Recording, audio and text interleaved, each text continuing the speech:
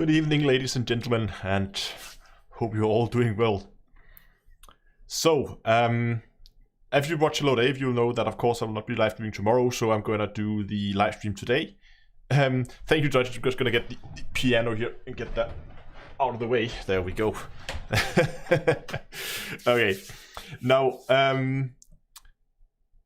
I actually didn't know exactly when I was going to live stream today, but then something quite interesting popped up, and I thought, you know what, I'm just going to get a live stream going, and then we'll see where it goes. It's going to be another one of those where I'm going to go in completely blind. I just stumble upon something, and we're going to see where it goes. And maybe it's going to be a dead end, maybe not. So, yeah. I haven't done much with the whole build yet. I still need some materials to be collected. But no, yeah. So the plan is that let's just dive straight into the game, and then we'll begin to talk about what we have. And oh, hi, Uncle Laurie. I saw your message on. I saw your message on Discord. So you go have fun. I'll think I'll manage. Yes, I think we're just going to dive straight into the game and just get going. So basically, I was heading back to Chukchan, and of course we still have the ghost ship Adamastor, but I noticed a mega ship had arrived. Now, these things, they pop into systems from time to time, so seeing one is not uncommon. That happens. But what I found was curious was this thing basically parked itself. You can see it's right here, and the ghost ship is there. There's the Adamastor. There's the new hauler class carrier. It basically parked itself right on top of the ghost ship. I think we're like less than 20,000 kilometers away. It's pretty close. So I figured that is weird. So I went ahead and I scanned the. I just wanted to see if there was anything at all. So I just went in and scanned the log. And you can see here that we have a flight plan. This is quite normal for these ships, these mega ships. They have these flight plans, and they will go in circles between these ships. So there's not a whole lot there, but of course we will have to go and check those systems. I'm also just going to quickly check for Galnet, and we're also going to check the local news if there's anything else here. But let's start with Galnet and see what's there.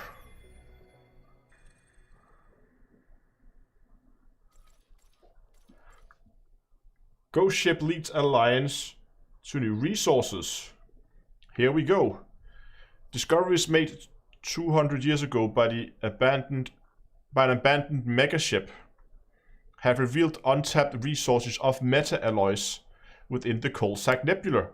Okay, nice. That's not surprising. I mean, we saw a whole host of particle sites out there. So yes, we know that there's a lot of stuff out there. The Adamastor, which was launched in 3111, returned to the Chukchan system from the Coalsack Nebula on autopilot with no trace of its crew. Thargoid particle sites were found in the nebula by independent pilots.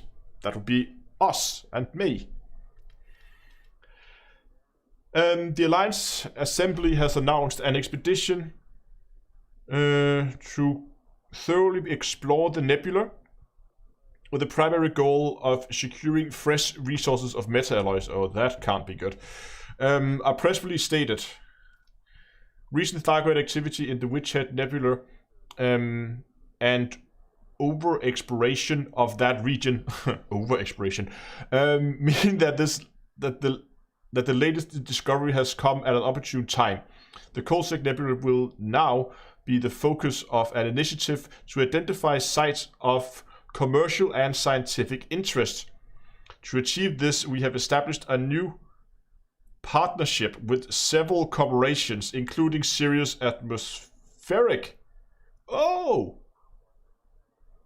Although the mystery of the Adamastor may never be fully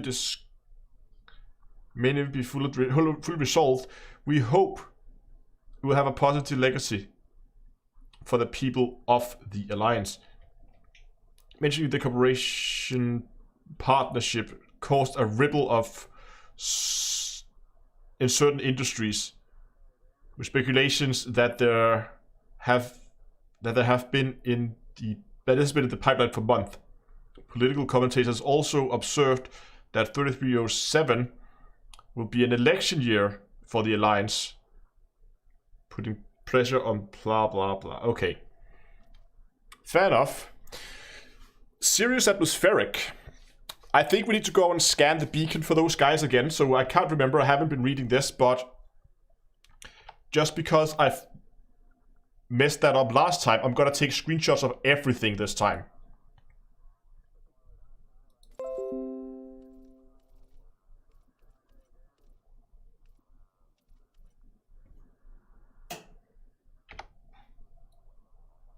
Oh, maybe I should move the mouse before I take screenshots.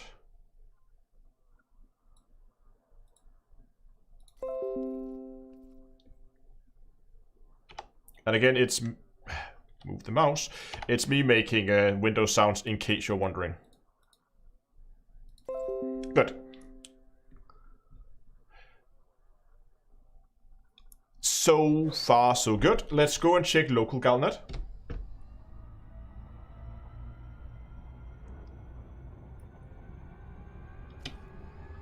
Let's just find the nearest station.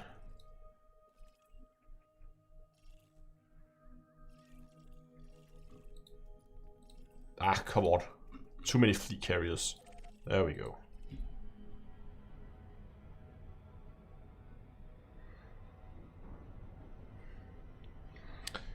While we do that, I'm just going to quickly jump over to the face cam so I can recordings. Get rid of these. There we go. Now we can jump back on the camera again. I'm just gonna rename all of these. This is gonna be Galnet 1.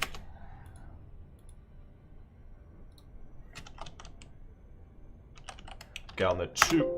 That's not 2, that's not a 2. God damn it. Galnet 2.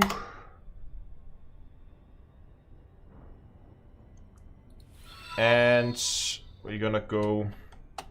Okay, so once we looked for the local article, what do you guys think we should do first? Should we go out and quickly scan the Sirius atmospheric beacon so we can get updates on those guys, what exactly they are, what we know about them?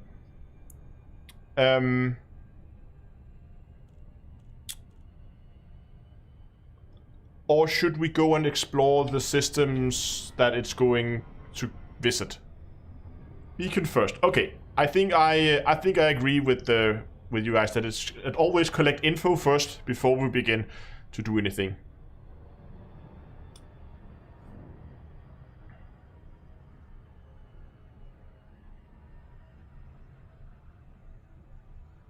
Exactly, the more info the better. So let's start by just doing as much data collection as we can.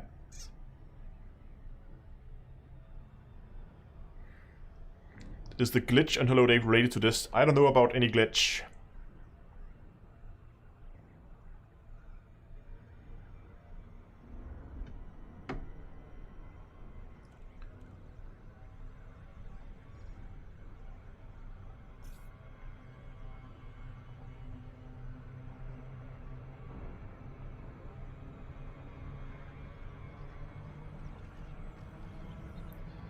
Thanks a lot. Yeah, I'm really liking the new hot colors. They look amazing.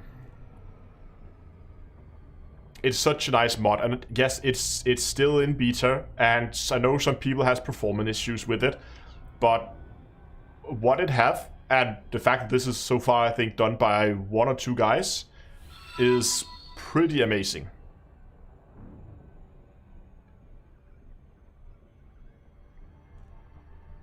And seeing where this will go, I think it can have... I think it can almost be a must to run this at some point.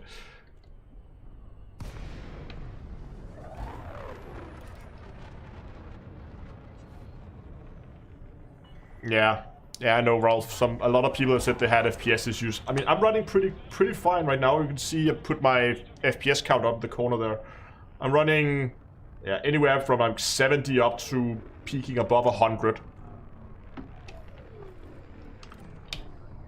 Which is fine for me. And this is at 1440p at ultra everything.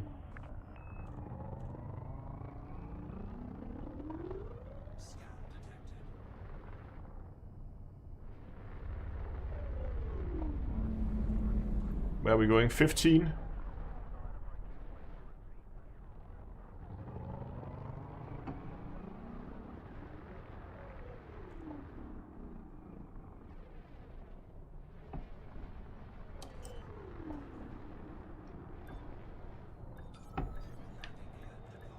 And the thing with this megaship is it might just be a dead end.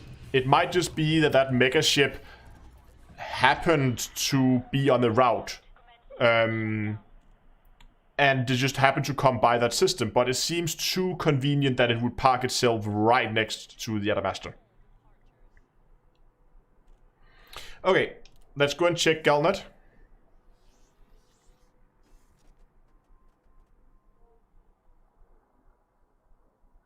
Yeah, okay, for the guys over on Twitch, there are two chats. There's both the chat. You can see both chats here on screen, but I'm both have YouTube and Twitch running at the same time, cross-streaming to both. Secrets of the Adamastor is still the sorry, still the newest local article, it seems.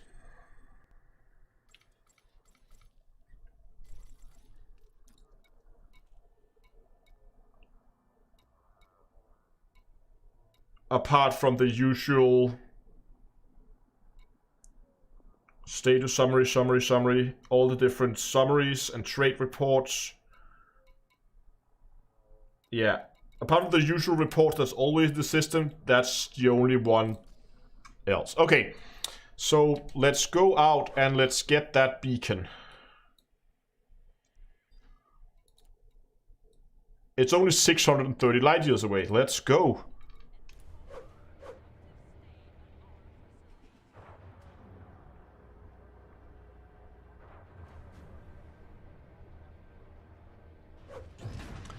Is the megaship doing... Yeah, well, kind of. So these megaships, they usually have a... like a flight plan they follow. And they will go in circles around that flight plan all the time. And I got the flight plan, as you can see it here. Where the... where it's currently in Chukchan, you can see that they're on the top. And then it's going through its circle. Yeah. So I don't know where it's... I mean, we're gonna go through its route and we're gonna check those systems out, see if there's anything there.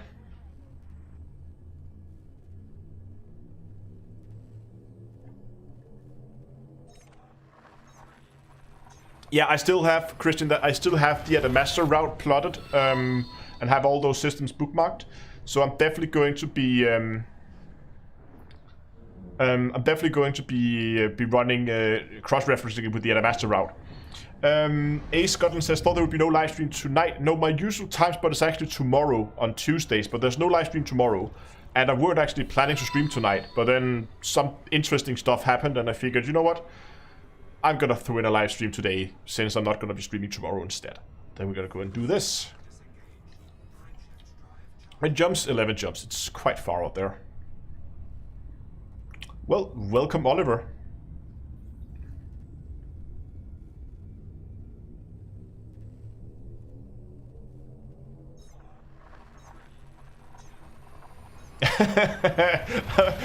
over on Twitch. Hey YouTube, come to Twitch. We have half a second better latency. Nice. Yeah, it's still Monday, unfortunately. Week only just started. Can I find you a fit flying right now? Yes. I can't remember if I put that on the commander's toolbox. Or I didn't. If not, then to get a hold of me after the live stream, I'll send you a link. It's probably easier. Just get a hold of me on Discord and I'll toss you a link for it. Matthew goes, oh, what's happening? Never gonna get my PGS done. Thanks for all the follows, by the way. Dave says, I hope the story ties into the launch of Odyssey. I'm pretty sure that all these things that are happening right now, the Federation, the Empire going into conflict with each other, the whole things with that moving on with the Thargoid story, where of course the Adamastor is part of it. I think all of this is slowly gonna converge. We're gonna get all these separate like stories going right now. They're slowly gonna begin to meet at some point, and it's gonna lead into like some larger story arc that's gonna happen in Odyssey. That's my guess. I don't know, but that's my guess. Is the Type 10 a good exploration ship? It would be my first choice.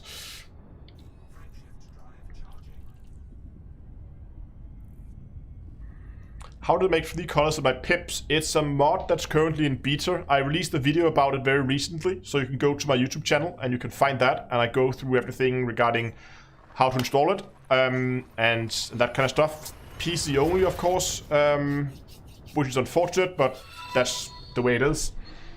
Yeah. Dev Diary 3 this week, please. Yeah, I don't know. It's a bit overdue, isn't it?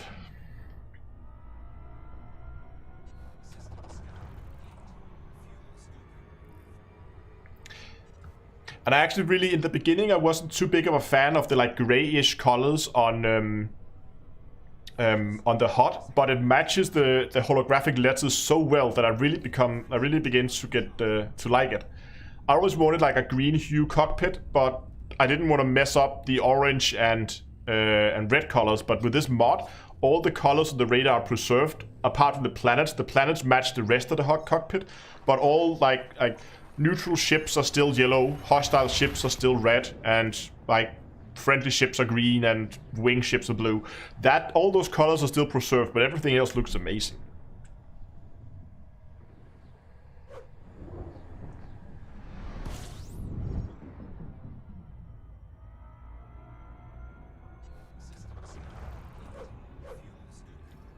About far, we have 7 jobs to go. I always forget how far it actually is to get out to Sothis.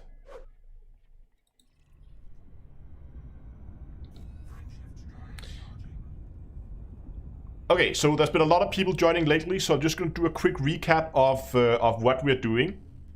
There is a new ship. I don't know how long it's been there. My guess is it's probably been there since Thursday. But there's a new ship that arrived in Chukchan, like less than 20,000 kilometers away from the mega ship. It's basically orbiting right on top of it. And yeah, so I've scanned that ship. We have the flight plan for it. And we also read a local Galnet article that mentions that the Alliance is sending out an expedition out to the Coalsack Nebula to try and claim a lot of the meta-alloys. And they're working with Sirius Atmospheric. So we're going to go out and we're going to scan the beacon about Sirius Atmospheric to try and collect some information about them there. This is not a new beacon. This has been in the game for years. Whether those two things are related, I don't know. But we're going to try to collect as much information as we can, and then we're going to see what comes out of it. So as soon as we have all the information, then we're going to head back, and then we're going to begin plotting those systems. No, it's not a generation ship, it's just a normal mega ship. But it's just really weird that a week after the event, it suddenly shows up and it parks itself right on top of the Adamastor.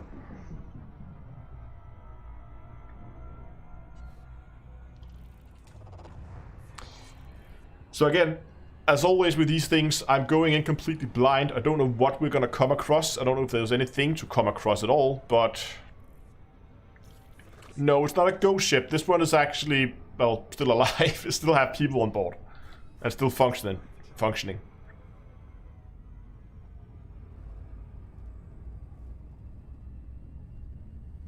Good evening, Marcus. But anyway, if you are enjoying these... exploration, puzzle solving live streams, then do go down and give the stream a like. It helps a lot.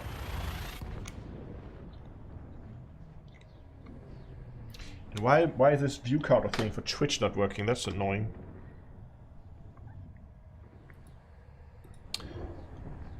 I've set up all kinds of fancy things on my stream deck, so I can see how many people are watching the different platforms.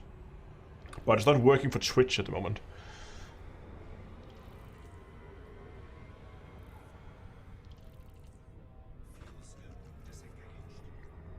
That's actually a pretty good call.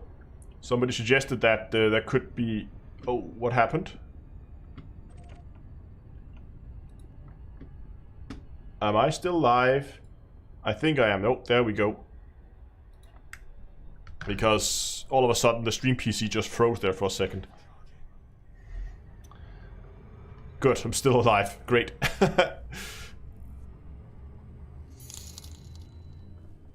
Astro is flying as fast as he can, looking for Adamaster clues in Chukchan.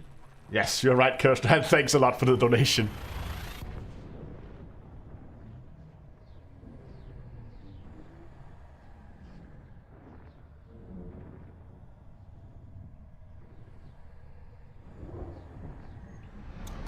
.770s time travel says, like the HUD colors. Yeah, I launched a recent video showing you exactly how I've set up my HUD. So you can go to my YouTube channel, Down to Earth Astronomy, and you can find it there. And there's all the instructions of how to set it up and what you need to do and mods to install and that kind of thing.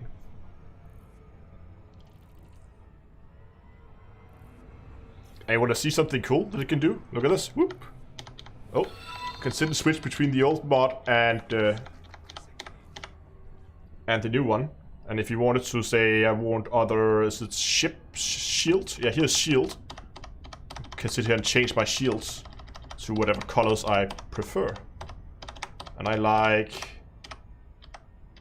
that one. I think that's pretty cool.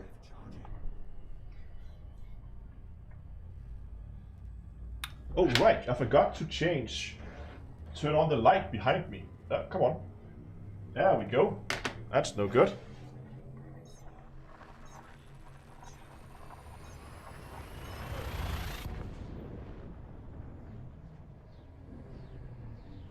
Does the HUD color work okay in VR? Yeah, I have actually tried it in VR. There are some elements that's a little wonky, but mostly it works. I wouldn't say it's 100%. But again, keep in mind that this mod is a beta test right now. It's not a finished product. And that's also why some of you are experiencing performance issues.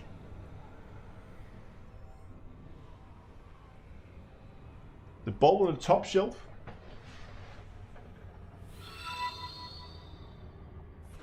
Hold on, that seems right, hold on.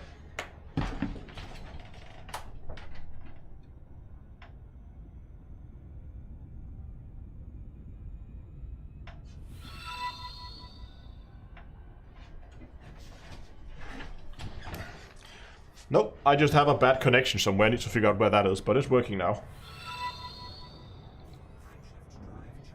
Yeah, just poke it until it works.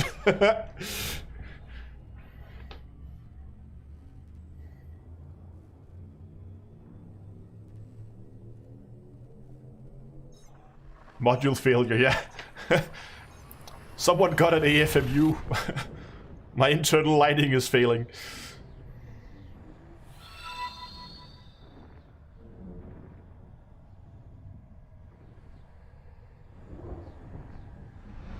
Yes, Saturn V. There's actually two Saturn V. There's also a small one. Okay, Sothis, here we come.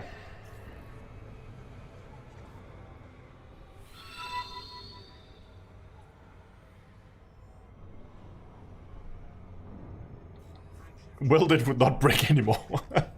Now I've seen how my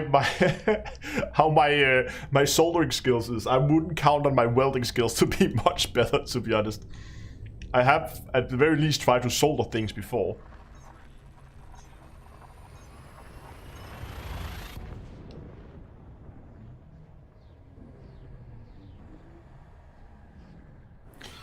John asked, do I use mouse and keyboard, HOTAS, or controller? I use a HOTAS. I use a Virtual setup.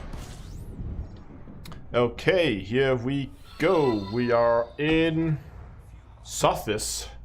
And in Sothis, look at that. I'm not the only one who got this idea. Everybody's parked out here. I think it's is it Planet 5? I think it's Planet 5. Or it's Planet 6. It's one of those two. But they're orbiting each other, so let's just go to one of them. We're gonna go another way anyway when we get up there.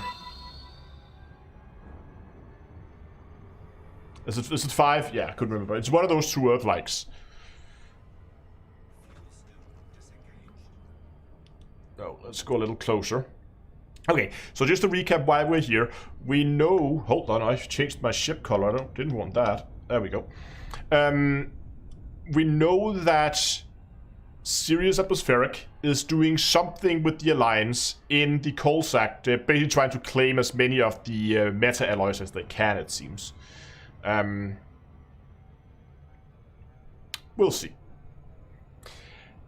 So I just wanted to get a refresh of who Sirius Atmospheric exactly is. What do we know about them?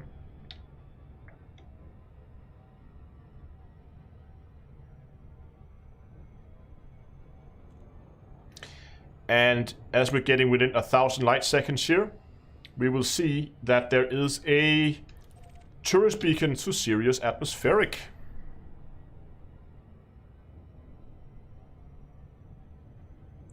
Can you do different hot colors per ship?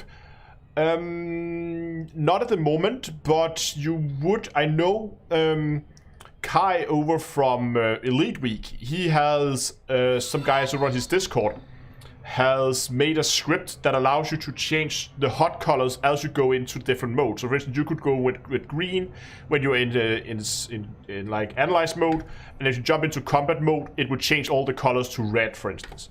They have made a script for that, which is pretty cool. And if you can do that, I see no reasons why you wouldn't be able to do something. It's not natively part of the mod yet, and the whole changing colors live as you switch is not natively part of it yet either. But it would be cool if it's something that would... Basically, red alert, exactly. You go combat mode, you go into red alert mode. It's pretty cool. And again, all this stuff here is very early days. This is something that just been started developing. And I know they're looking for people, and they are... I mean, this takes a lot of time to do. So, I would say, give it time.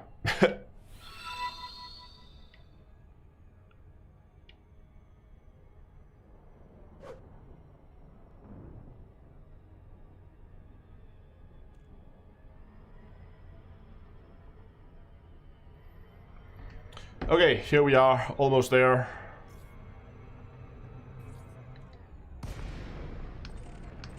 Scan the beacon. And then we're gonna get out of here as fast as possible, because I don't like hanging around these sites. Even though this is a tourist beacon, it should be safe.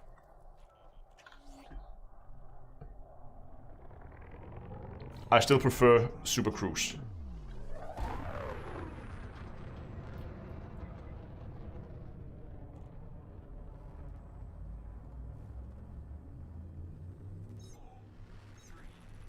How often do I check applications? Not as often as I should, because it's on my alt, and it's not that often that I log into that character. But if you have an application over there, then I'll try to remember to go over and accept applications. There's also an agricultural vessel out here, right next to Sirius Atmospheric. I'm just gonna go and read the Sirius Atmospheric thing first, and then we're gonna go and check that out, because why is there suddenly mega ships everywhere? And as always, I'm just going to take a screenshot, so we have it, and that's going to be Windows sounds. Okay, tourist bots 0208, Sirius Atmospheric. Early terraforming trends to use genetically engineered biological processes that would change the atmosphere of a suitable world over many decades to a breathable atmosphere using energy consumed from the star via biological processes. Okay, this process was both slow and expensive. Okay, yeah. It was made up of many stages, and only a narrow set of worlds were suitable. The idea of doing direct chemical conversion on a vast scale was there, but not practical because of the vast power requirements. Okay, So we just know that at least Sirius Atmospheric has something to do with they have been working into terraforming planets. Yeah.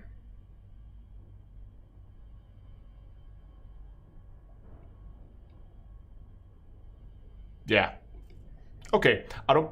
Just good for reference, but again, right around the corner we have another megaship. There's also one out here, further away, but right next to Sirius Atmospheric, the tourist beacon, they have a agricultural vessel parked. Actually, it's on the other side of the planet, but let's go and check it out.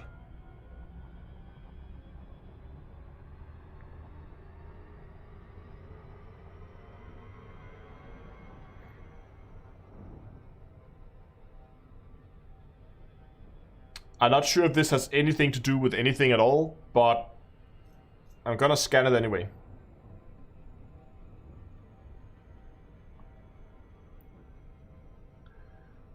Because... who knows?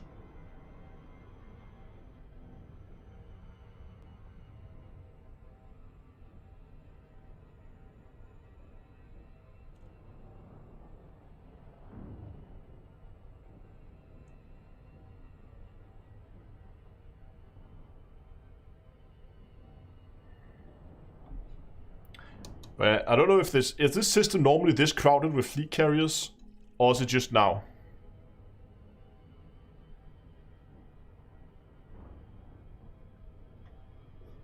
Come on!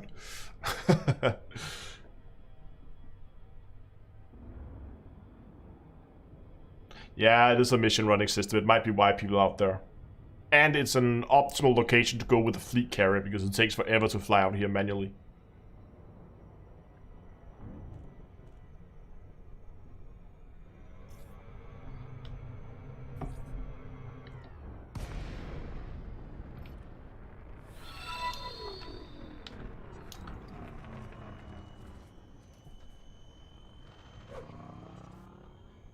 Go ahead and get this thing a scan. Very nice. Show us, whoops, show us that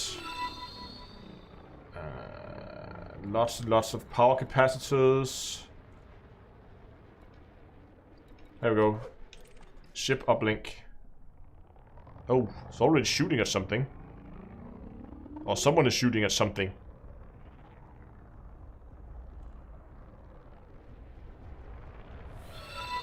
This may just be another flight plan. Well, it most likely, whoops, is another flight plan.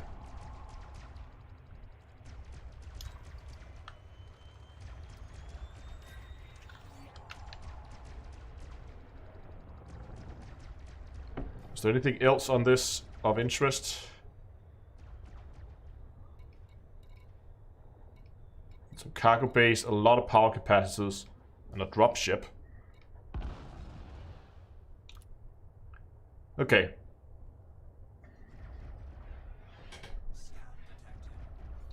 So, this one has a funny flight plan. It kind of goes back and forth, right? So it goes out to Ceos, it goes out to here to Sothis, into Ceos, into Robigo, then it goes to the Almagest system, then it goes back to Robigo, Ceos, and then out here again. And then it just go back and forth, and back and forth, and back and forth. So I don't think this has anything to do with it.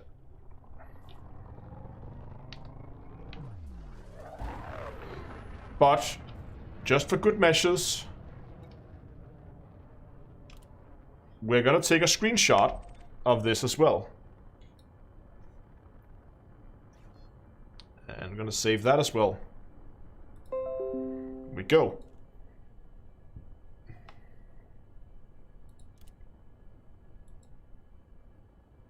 Is it just you, or is it on fire? Was that thing on fire? Hey, cactus. I don't think it was on fire. I mean, the engine is running. I can see engines and fire out of the engines, but I think that's normal.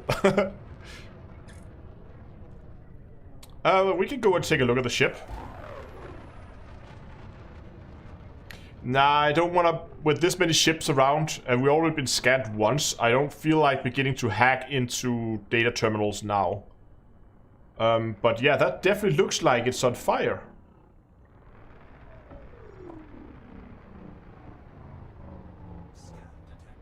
Or maybe it's actually on purpose.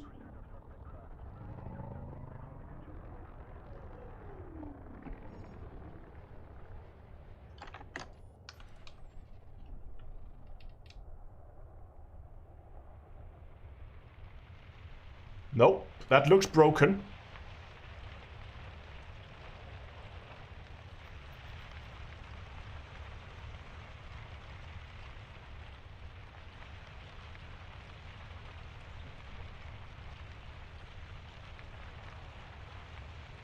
Yeah, these are definitely broken. No doubt about that. I mean, there's broken stuff in there. And this is looking... Space fire. Yes, we love space fire. That always goes straight away from the surface of whatever thing it's at. Shh. But I don't believe these are targetable. No, that's the cargo bay on the other side of the ship. No. These are not targetable.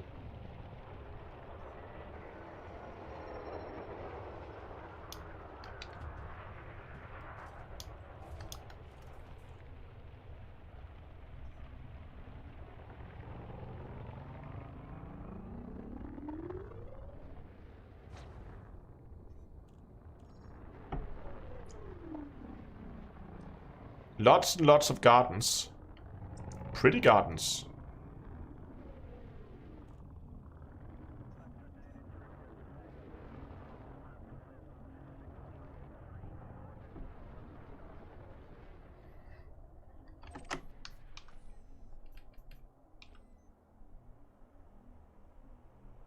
We can't go inside, then it blurs out the camera. So we have to stay outside and look in through the windows.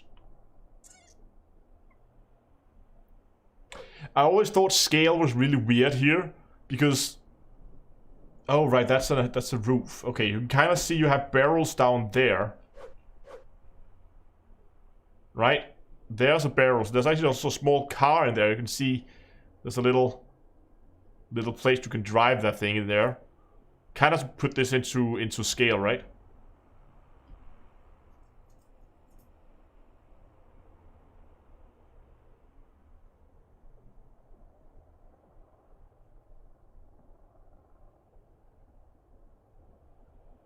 Yeah, I mean, it is an agricultural ship, so yes, it's definitely a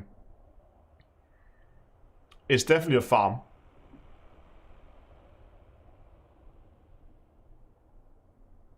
So we can also see the cars over there.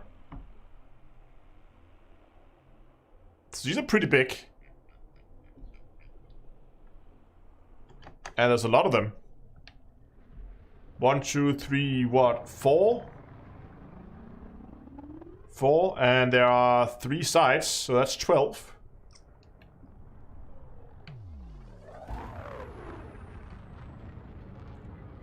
But I would have to agree that that definitely looked like fire. Oh, look at that. Here we have non-broken capacitors. Okay, so they are power capacitors. You see? Here they are non-broken.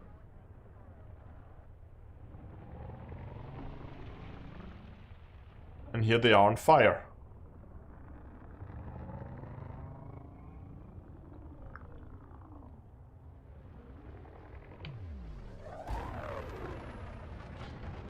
Yeah, I know megaships like this move around. We have the flight plan of 2 of them now. Okay, I think next step would be to go to this flight plan here and begin to get those systems plotted in to see what kind of route it takes and see if there's anything in those systems. Aloe Valley. Aloe Valley is the first stop. Let's go in here and let's find... Come on.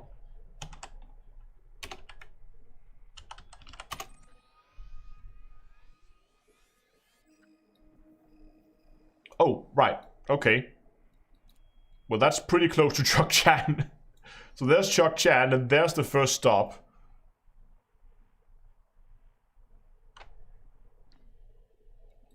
Where's the next one? Hip 5, 6. No, I'm just gonna write these down so I have them. That's my bet with Plater. Gotta keep that. So we have 5, 6, 2, 7, 8, and 5, 5, 4, 6, 9. 6, 9. There we go. And 5, 6, 2, 7, 8. Well, that's the same again. It's going to 5, 6, 2, 7, 8 twice. And then it goes 5, 3, 9, 6, 6. No, 6, 9, 9. Yes, 6, 9, 9. My bad. There we go.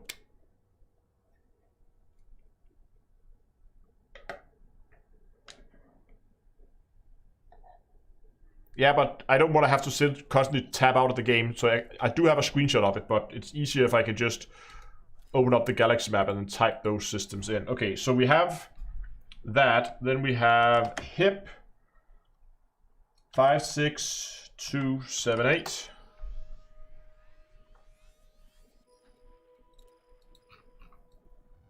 So it goes there, there, there, then it... Hold on, I'm being scanned. Just for good measures. Gonna go into Super Cruise.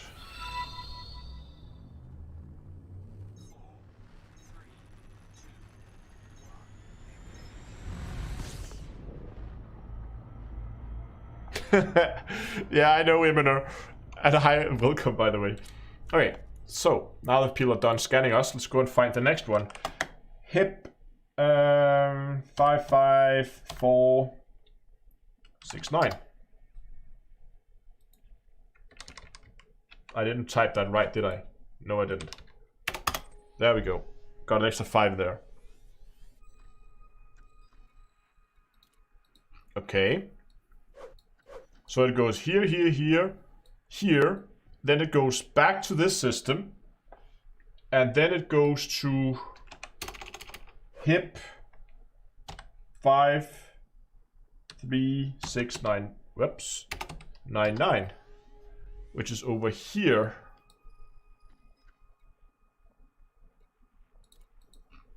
Okay. So, up here.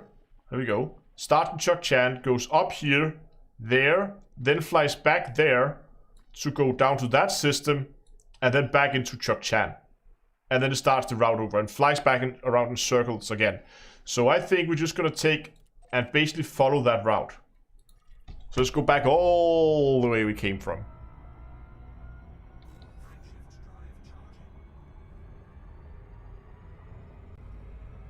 What's happening in Sothis? Well, there's been some news regarding Sirius atmospheric, so I wanted to go out and scan the tourist beacon. Look at that sunset up there, or sunrise, or whatever. But beautiful it is.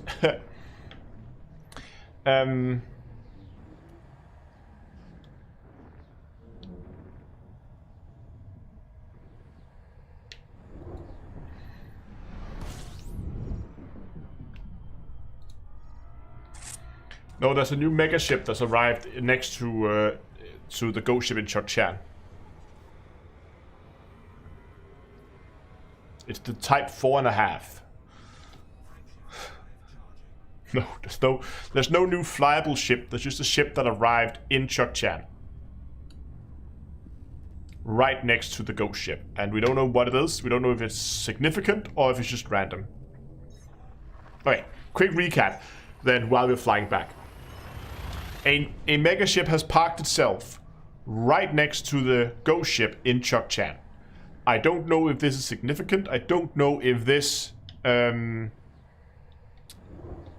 anything to do with the story, but it seems weird that we will have a mega ship park itself right on top of it, like a week after the event. it might just be a ship that's been here all the time, just doing its usual rounds. Or it may be something that was added together with it, but nobody discovered it because it was just in a random other system in the vicinity.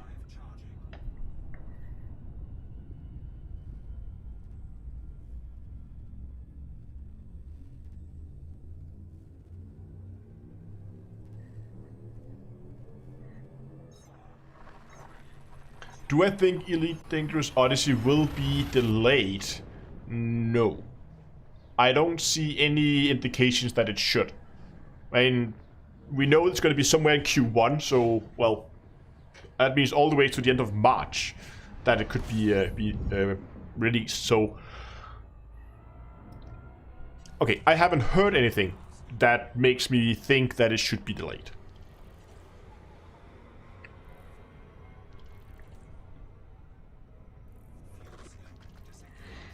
Yeah, exactly, Christopher. We're also looking into the article about the Alliance launching an expedition out in the coal sack. It might actually be worth going out to the coal sack also. I mean, who knows?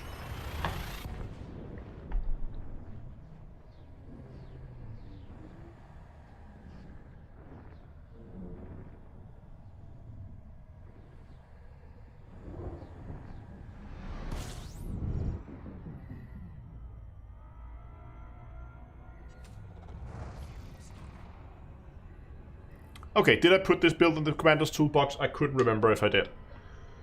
But it seems I did.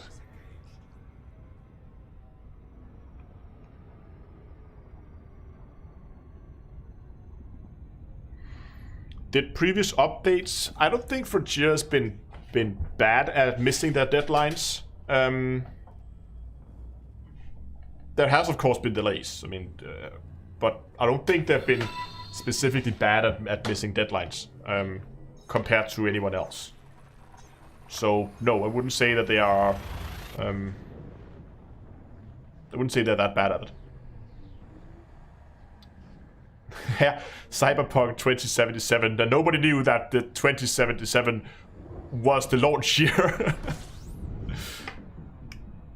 I'm absolutely with you there, Revco. I would much rather wait 2 months extra for a launch and then have a working, well-tested patch than have something that's completely broken and that takes them 2 months of having a broken game before it works. Much rather. I know that just like everybody else, I'm also very much anticipating and really much looking forward to the Odyssey update. But if they don't feel like it is ready at the end of March, I would rather wait till the end of June and then get a polished and finished patch. I think a lot of people will agree.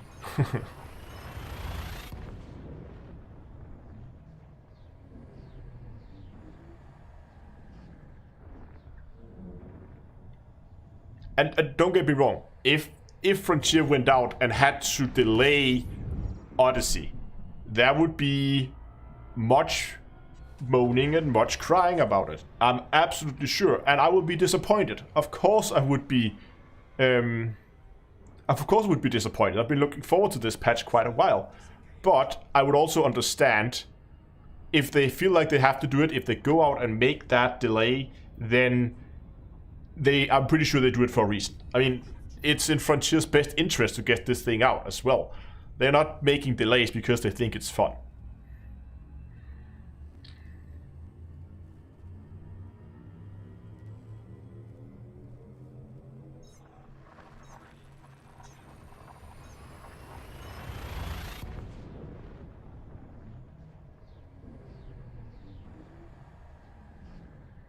Okay, hold on. We have... Monitor says there are canon people who spend most of their time finding and documenting all megaships, and they have not seen this one before. Okay, so it is new. Okay.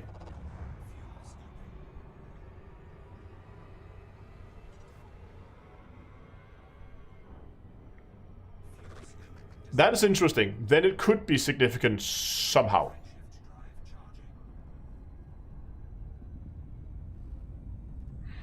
We'll be able to walk around in our ships, not at launch. We don't know if it's going to come later, but it's not going to be at launch. That's going to be... we're going to have some social hubs and stations, and there's going to be some new installations that have been handcrafted that we can also walk around in.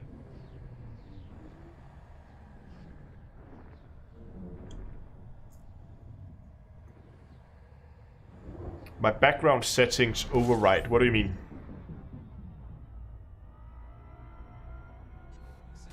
Is the next dev about mining? I don't know. I don't know when the next dev diary is out. I don't know what it's about either. I don't know if there is more dev diaries. I assume there's more, but I don't know.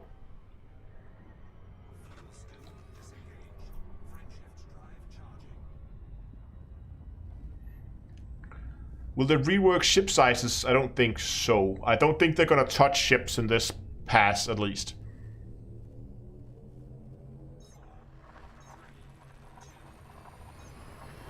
Galaxy background override. I haven't put one on this one. I think I did some tweaking to it on my old PC, but I haven't done it on this one.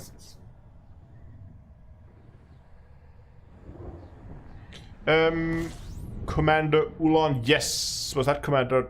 No, it was Sixu who says if it's a mod. Yes, it is a mod. So I can sit here and I can make all the RGB disco hot, right? Woohoo!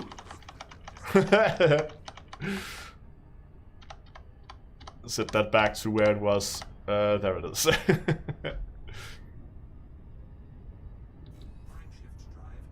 How many jumps left? I don't think that many. 3 jumps.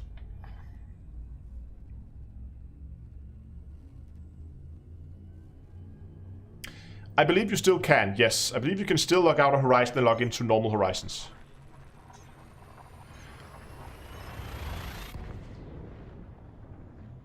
I got Jamaican power-up pips. Yeah, you're right.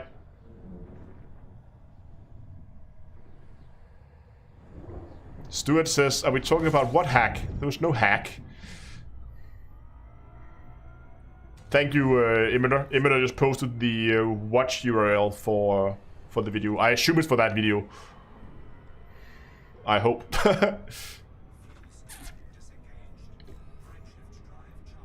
Thank you.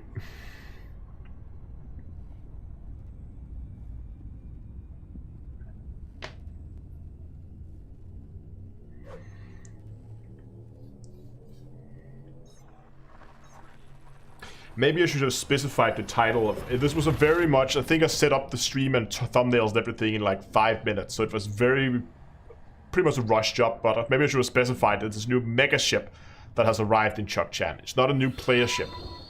It's a new mega ship that arrived that may be a continue to the story regarding the Alabaster. And we're trying to find out why. So far, not a lot. Next job, and we are at, so... How much do I think Odyssey will be? I don't know. But I know it's probably gonna be... I mean, I have to buy it 3 times, so it's gonna, for me, it's gonna be a lot.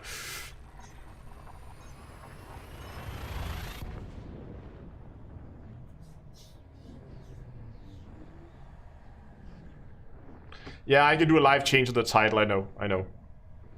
But it's not gonna change the thumbnail. 40 euros, we have people guessing. Okay, so we are in system. Let's go ahead and give the system a honk, and let's see what we're dealing with here. We know that this is the next system in its route. 13 bodies, interesting. There's already 2 megaships parked here. We have some planets out here we have to go and check, because they're quite far out. There is a local station, though. We have 2 ones real close here. I want to go out and check that station just to see if there's any local news articles here. And also go out and check if there's anything in the vicinity there. Was there any landable planets? Yes, there was 1 landable. We're going to go ahead and scan that as well. I'm just going to quickly check if we have... Get that out of the sun. Anything of interest here. There's some signal sources... No, nothing that stands out to me immediately. Let's go ahead and see if we can find a scan of that planet. If we can find it. That's the nav beacon.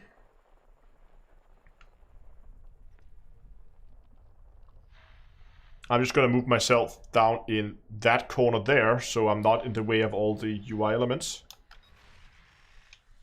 Okay, that was an encoded emission. That's not interesting.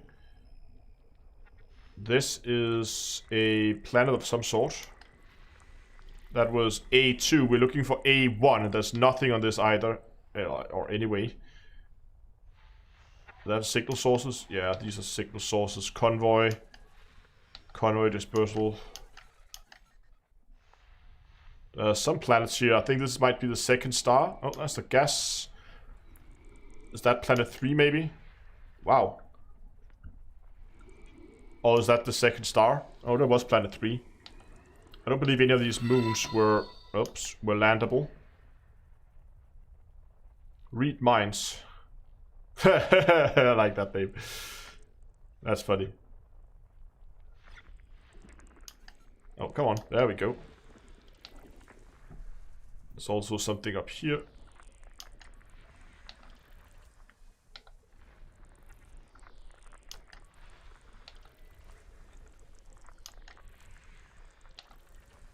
Nothing. Signal source.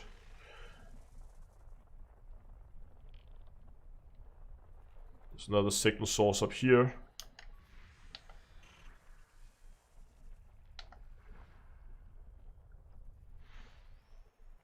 We still haven't found that planet yet.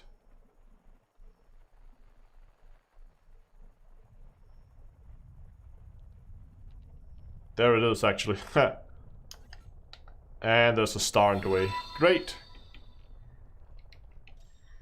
Torben, thanks a lot for the super chat. We are investigating a new megaship that popped up in Chukchan.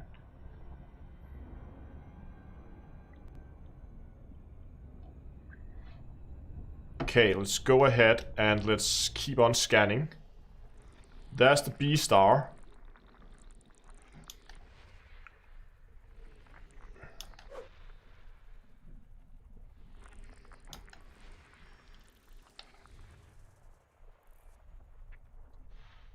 It's another signal source. Degraded emissions. Something there. This is... Oh, there comes the delayed notification. What is this? Oh, there it is. It's asteroid clusters. There's a few more things out here. These also look like these are also signal sources.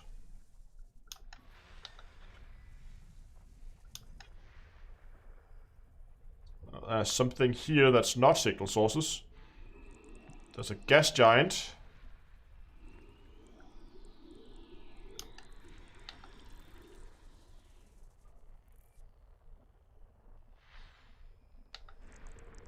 And probably a couple moons.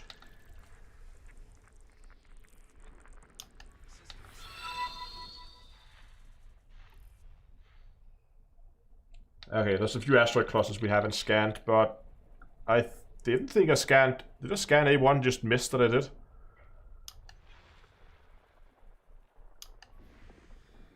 Oh, look at that. There is one human thing on this planet. Interesting. There is a thing. There's a... Oh, no. There was also a fleet carrier around it, wasn't there? Yes. Okay, so that's the fleet carrier. So never mind. Let's continue out towards that station then. Oh, I got all excited there for a second. Damn fleet carriers. They should not count as human sites. They should count as their own category. Yeah, exactly. Got him.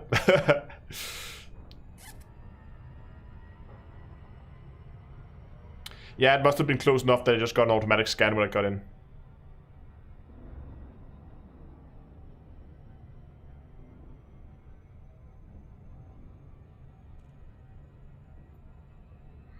We're gonna go to read minds.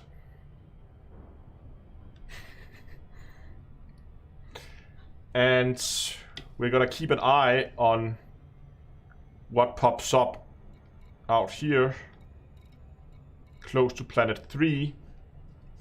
Nothing really, just the moons. Sort of convoy dispersal patterns. Well, let's go and dock.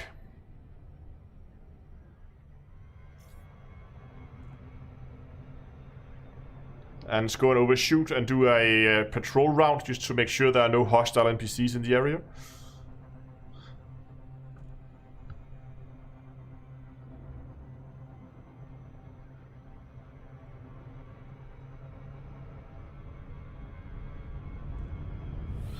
Let's dive into that gravity well. Use the planet to slow us down. There we go. Thanks for the super chat, Imiter, and I agree. Guys, whoops. See, now, Imiter, no, you make me overshoot again. No, guys, go down and hit the like button if you do enjoy the stream. It would help help the channel out a lot. No, it's a loop of correction.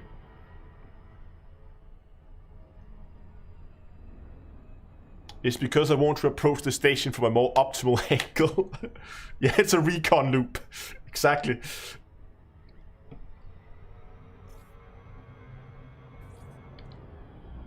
Loop of fame. Oh, right. Yeah, that's how it works. Let's see.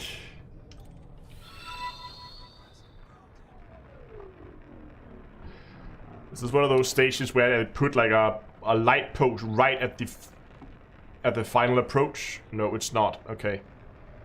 There are some stations where they just make it impossible to land on these landing pads because they put something in the way.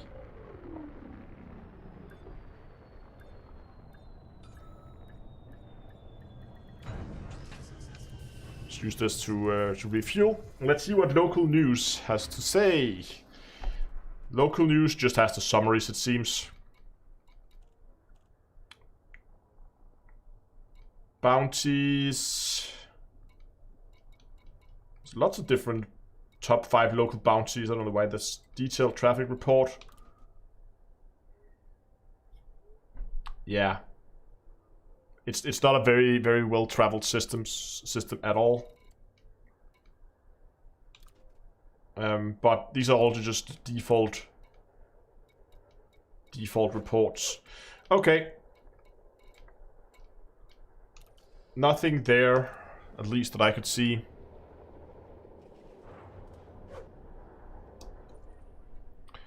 Let's head out to these planets out here. It's gonna be a bit of a flight, but I want to make sure that they're not hiding like a listening post. Oops. That they're not hiding like a listening post or something silly out there.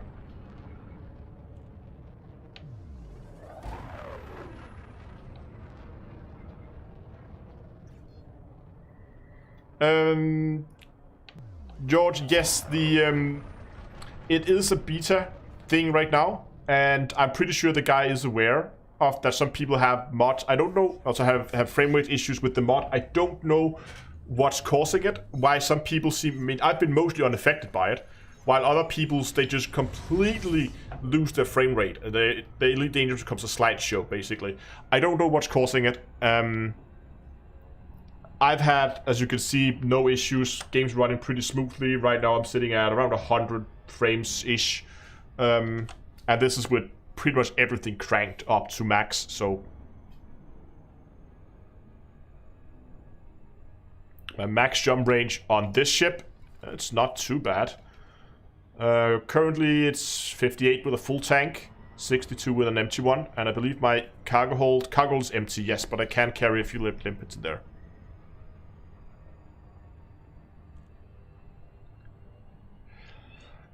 It might be because I was trying to figure it out if it was a hardware thing. It could be because I'm running an AMD processor, and I know someone on the Discord who had issues with running Intel.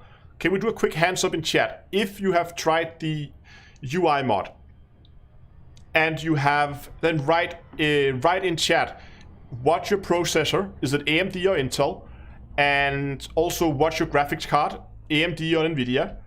and then write yes or no whether you have frame rate issue. Yes if you have frame rate issues, no if you don't. Just so we can try to see, because if it's just a matter of architecture on like, I don't know, CPU, graphics card, something like that, then it might just be like make a poll instead. Oh, I don't want to sit and do a straw poll right now, but let's just get a... So we have Intel. Okay, hold on. Give me a second, I'm gonna make a quick straw poll then. Give me a second. Okay, no, full spot. We have some time here anyway. Wait a second with the chat. We're gonna make a straw poll.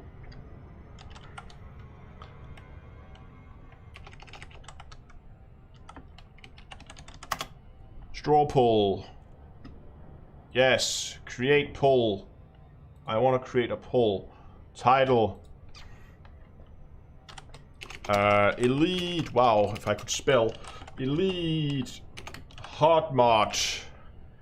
FPS drop. Only via direct link. Allow multiple choices. No. Voters must know. Duplicate check. Okay, so options are Intel and NVIDIA. Oh, hold on, there's a lot of different options, isn't it? Can we have that many options? I'll see. No FPS drop. Hold on. I can't see chat right now, guys, so sorry.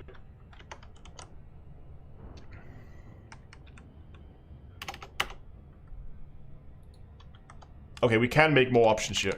Intel, AMD, no FPS drops. And Intel, AMD with FPS drops. Oh god. Then we have AMD and NVIDIA.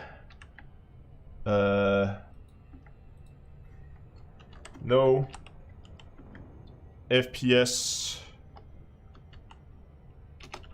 drop. Whoops. AMD, NVIDIA. And you have FPS drops, AMD and AMD, no FPS drops, and AMD with FPS drops. Okay. This should do it. Share. Copy link. Here we go. Okay, here we go. Straw poll. Go, go, go. So you should now be able to go in and say whether you're the first one is CPU, the second one is GPU. So I'm, for instance, I have an AMD CPU and a NVIDIA graphics card. So I would go AMD NVIDIA, and I have no FPS drops. So I'm gonna go, and if you only have like 1-2%, then you have no FPS drops. But if you're suddenly down to like 15% or something, then there we go. Thanks for voting. Yes. Show results.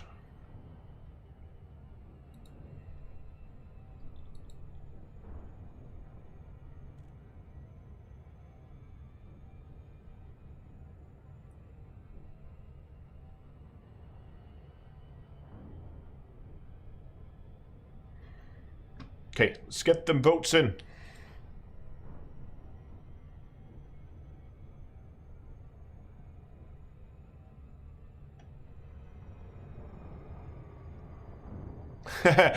Ace of Scotland is already predicting my loop, but we don't have to go all the way there. We're actually close enough now that we can see if there's anything out here.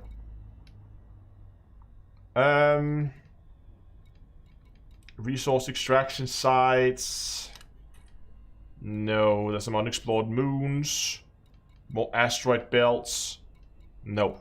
Nope, there's nothing out here either. Okay. So, I don't see anything in this system of interest. Then it made its way up to this system here. So we're just gonna go and jump there. Ah, yeah, great. And I misspelled AMD, AND, and FPS drops. Great.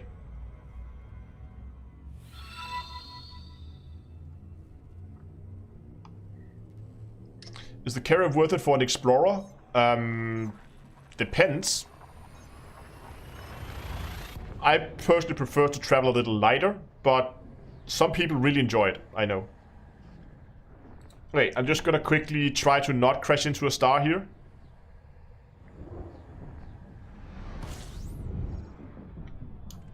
Descan the system, let's hope it's not too big. 29, it's manageable. Just a quick... Oh god, there's something... Oh god, I hate this. Well, this is gonna be fun. There's another fleet carrier here. Not fleet carrier, there's another mega ship here. But look at those distances.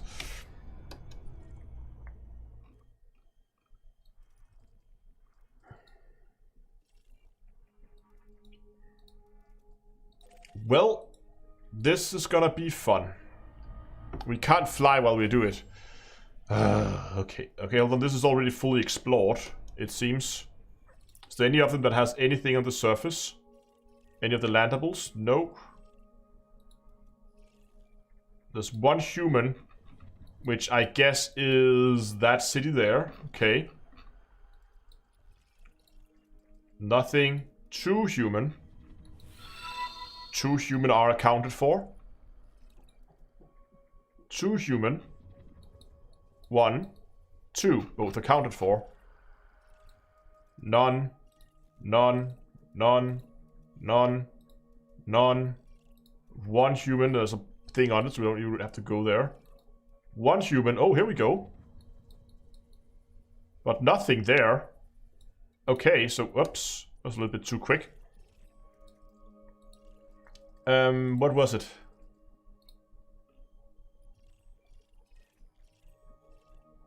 It was that moon there has something.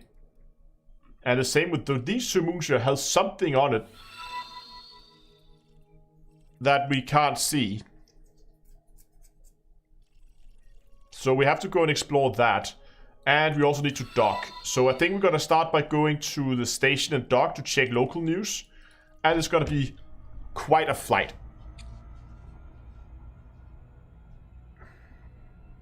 Because it's not that often people are stupid enough to fly 150,000 light seconds just to get out to a bunch of random stations. Okay, while we're doing that, let's go and check our straw poll here and see if there's anything. Okay, so we have a lot of... Oh, that's actually interesting. We have a lot of Intel and AMD with no FPS drops. So where do we... So the people that has... And I even... Okay, great. So the ones where people have FPS drops is mainly at Intel Nvidia, but that's also the most common. Okay, so there's no conclusive with hardware here. There's no hardware combination, because if you look at the results, which I can't draw with the other screen because it's on the stream PC right now, sorry. But looking at the results, we can see we have, like, the most common combination is in Intel Nvidia, and that's also where it's the most common with FPS drops. The next common one is AMD and Intel, which is also the next one that has FPS drops. So it seems that there is... I can't see anything there that indicates that that is the issue.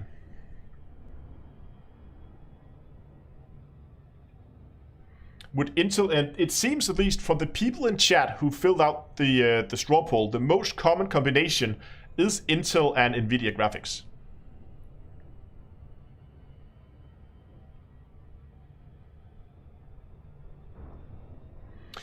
Resolution, I mean, I'm not gonna sit and try to bug fix this thing right now, but it could be resolution, it could just be... It could be maybe someone's running on outdated drivers, maybe... I don't know, maybe there's something else that's causing it. I mean, it could also be if people maybe, I don't know, have anyone in chat disabled that the game recalculates shaders when you launch it? Anyone gone in and disabled that feature?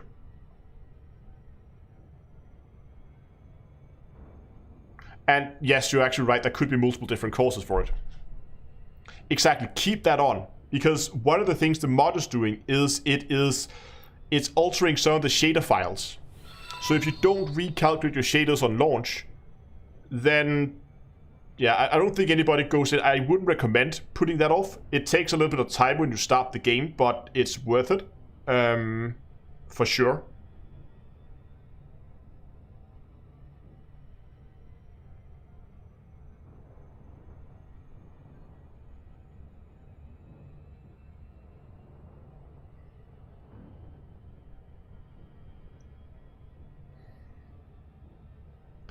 But we know that it also interferes. Oh, maybe that's it actually.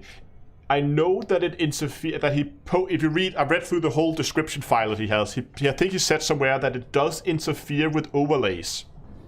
If you're just using Discord overlay or something like that, then it may not work.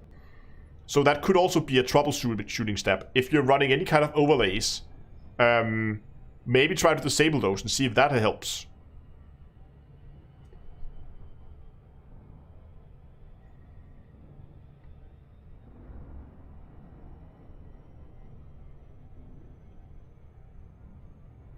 How hard would it be for Frontier to just add? See, I've always thought that it was down to pure decision making in the early days of Elite, that they simply weren't able to do it.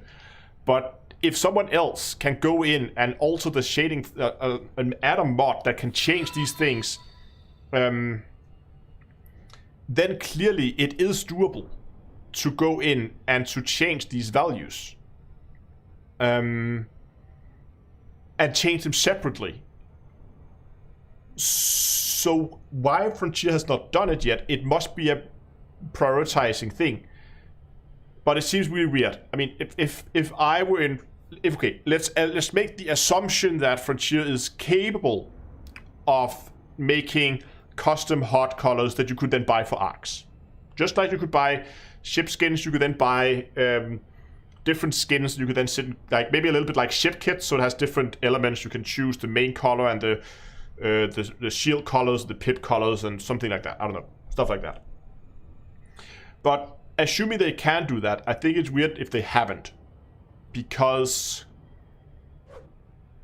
it seems like an obvious way for them to get an extra revenue income in terms of extra sales through arcs. And I'll be honest with you, if they do it, it will be something you buy for arcs.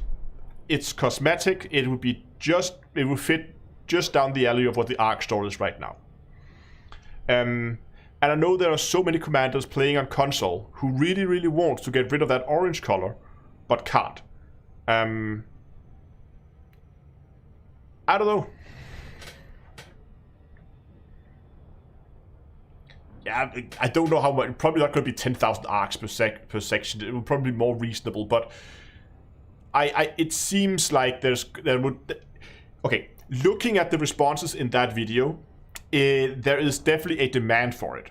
If Frontier was ever in doubt whether there is a demand for being able to change HUD colors, then that would definitely show them that there is. And the fact that people go to this length making these kind of mods just to be able to customize their HUD, I think. And that's also funny, right? The HUD, we spend 99% of our time looking at the HUD. How often do you go out in your third-person camera and look at the paint of your ship? It's pretty much only when you are in the outfitting hangar that you see it, and when you log in, did you see the paint job and all the stuff on your ship? 99% of the time, this is the view you have. Yeah, it's a little darker in between 2 stars, so.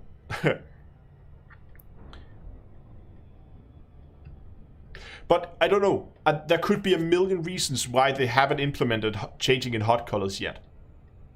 It could be a priority thing. Maybe they have been so busy with first the Beyond series and now fleet carriers and then now Odyssey, that it just hasn't been a priority yet.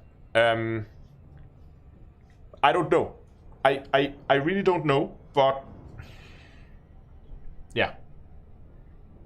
I think if Frontier posted, if Frontier put out so I could go and could buy different hot colors pre-made by them, I would be all over it instantly. And I would empty my ARC wallet at them to get my hot looking exactly as I wanted to. And I think a lot of other people would definitely be willing to throw some ARCs at this as well. And don't get me wrong, I think this mod is amazing. But if we have something officially supported, I would much prefer that.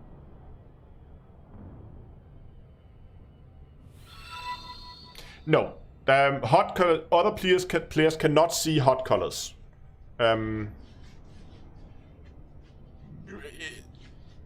Because it's something you change on your side, your end, right?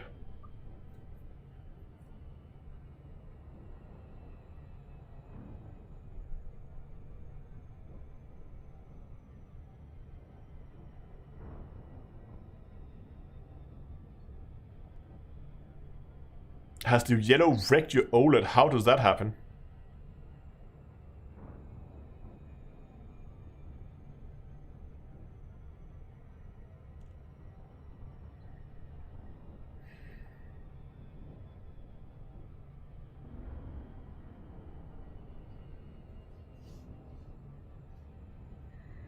Do you think it will still be... let's put it down here.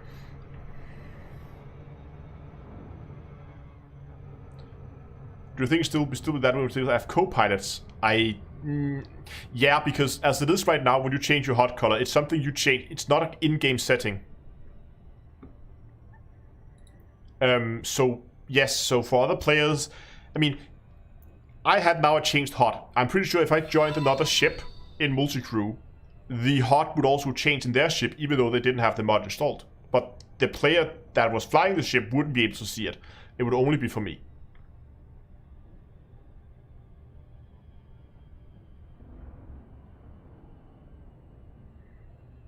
Yeah, it's a new mega ship that's been found.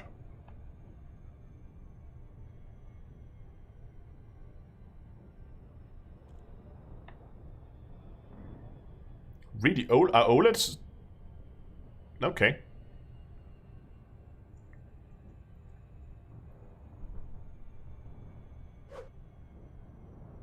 I didn't know OLEDs were susceptible to burn-ins.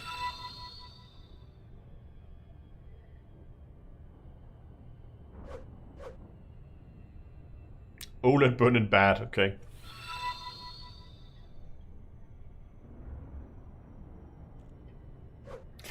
I've actually experienced something really weird. I have an IPS monitor, which normally they would not be susceptible to burn-in. But they have... Mine is beginning to have some ghosting. If I have like something with a high contrast, so that could be like a folder I have open where there's like black text on white background. If I have that on the screen for a longer period, like 20 minutes, half an hour without moving it, then I can see a burn-in on the monitor, but it only stays there for like 5 minutes and then it's gone. But it's really weird because I didn't think that IPS panels were susceptible to that at all. Okay, we're getting in close now, at least close enough that we can begin to look if there's anything. There's something United Quantum Laboratories here.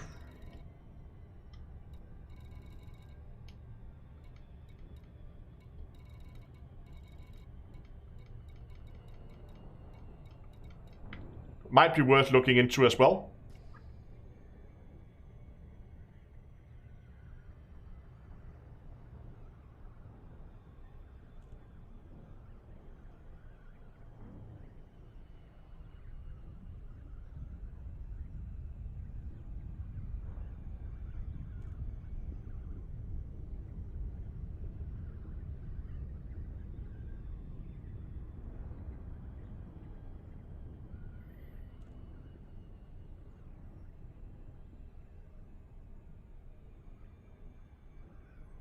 We're heading to this dock to check the local news, and because we want to go out here and see what's happening out here far, far away.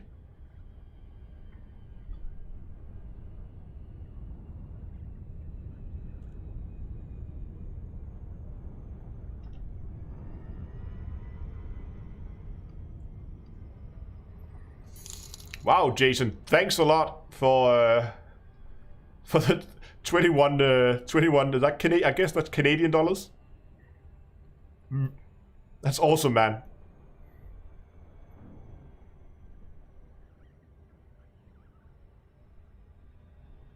And for once, the notification was relatively quick. That's weird.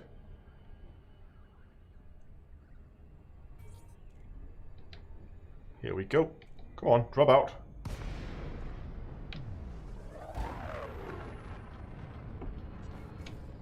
Okay, let's go and let's dock.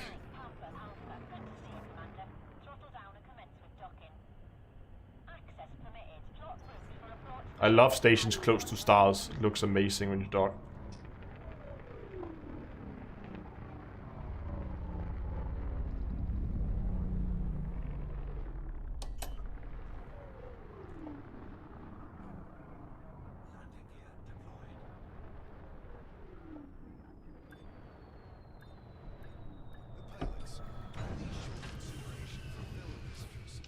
Okay, let's see what we get.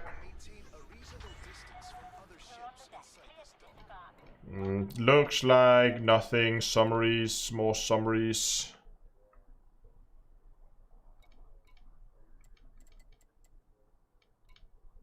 Nope. Nothing there.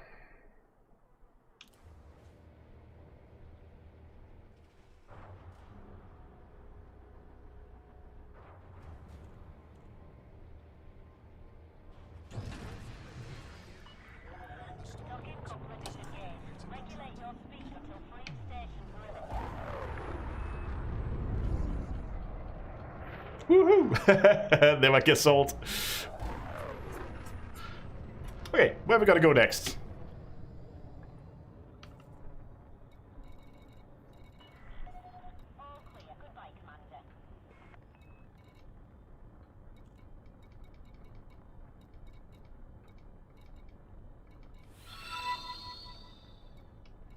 I think we're gonna go and check out that quantum laboratory thing.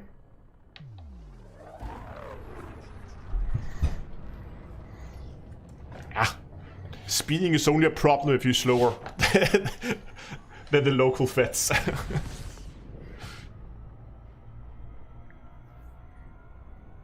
A random physicist. I'm very glad I've been able to help with your journey in Elite. And that is a nice looking planet. Was this landable? No. Damn it. I wanted to go and have a look at that.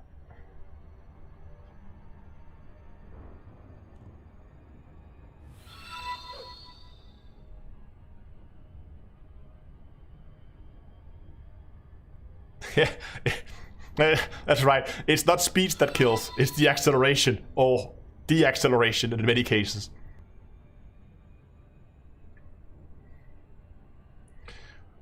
Which Luigi asked what controls I'm using. I'm using a constellation, a Virpil Constellation Alpha and a Virpil Mongoose T50CM. So not the CM2, then the CM, the one before that.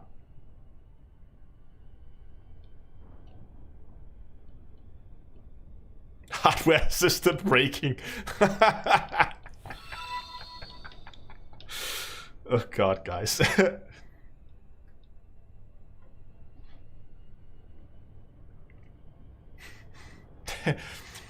Did you see that?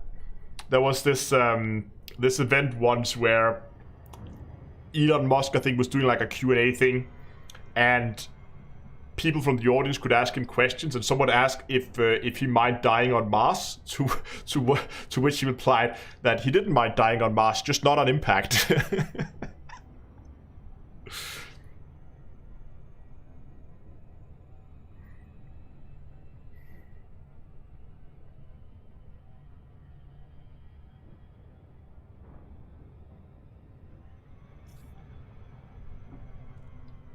That is a good answer, right?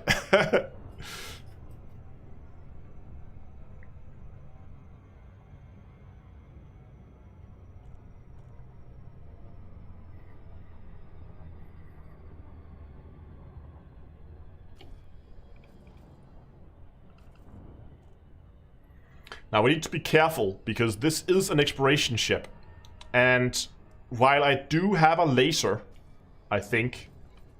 Do I still have a laser on this thing? No, I have... Okay, I have a mining lance. That's the only thing that comes close to an offensive weapon on this thing. That's a mining lance. And very weak shields. Ever used head tracking? I play in VR from time to time, but I never use it doing live streams or videos because that would not be a pleasant viewing experience for anyone. I mean, imagine every time I turn my head to look over here on chat that I would do like that. And now I look at chat, and now I look back. And then I look at chat, and I look back. It would be annoying. How big is my shields? Enough to take small bumps and scratches, but that's about it. That's pretty much all the... Oh, stacked down here. 116 shield hit points. Again, it's not gonna take any significant amount of damage. It can take, you know, me accidentally flying into the side of a station or something like that.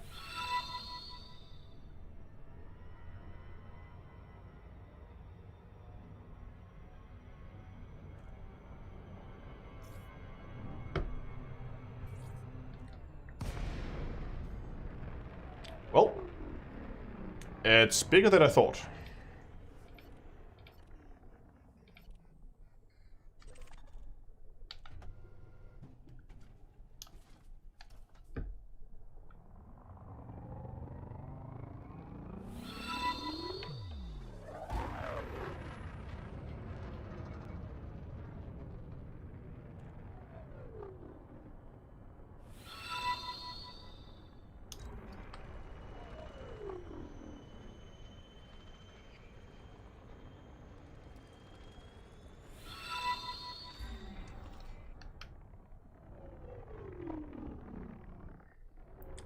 Targets that if I use data link scanner to investigate targets. Okay, what kind of targets do we have? We have a science installation.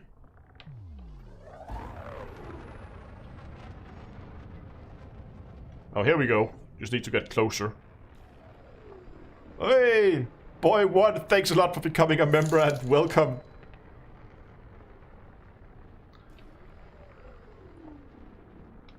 I hope he's here in chat. Okay, we have some hackable comms arrays. Too many defense systems. Oh, and hackable data transmitters. And these are probably all private, right? Yes, they are. And we have more automated defense turret and capacitors. Nothing that I feel like shooting right now. And there's some cargo base. And then there's the science installation itself. And these usually just gives data. So I would say let's not. No, we're not gonna hack it.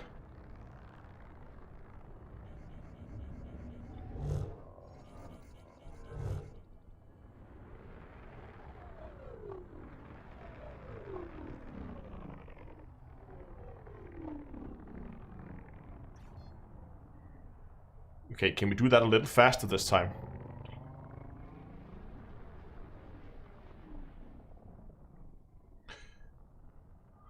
Okay, line this up carefully.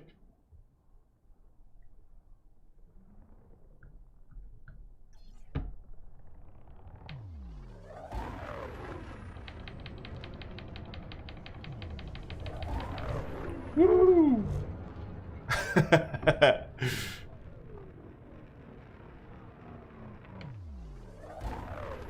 Let's go over to... Oh, there's another tunnel there. Can I manage the tunnel? Oh! Oh! Did I just miss that? How did I not die there? I was already moving pips over to shield. Did I just... Yeah, look at my trail. I made it in the gap between that... that, like, whatever scaffolding that is. This gap there is where that ship went through.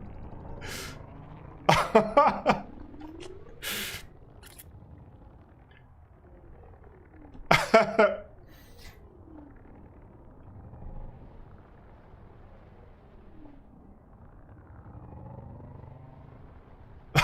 was a little bit too close for comfort. Power node, power capacitors, the same as we saw before. More automated turrets and a lot more capacitors. Some people waking in and out. Cargo base. I don't think there's anything here.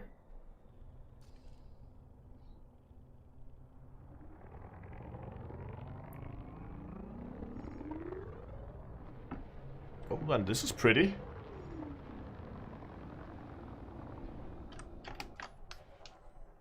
Imagine doing that with passengers.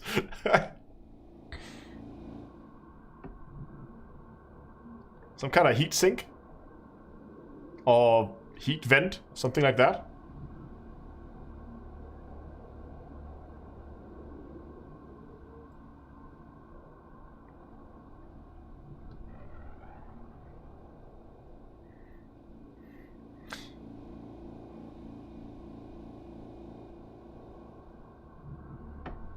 I like that. Okay, let's move on. We have 2 planets in the system we also need to go and take a look at. So let's clear the mass lock and let's get out of here.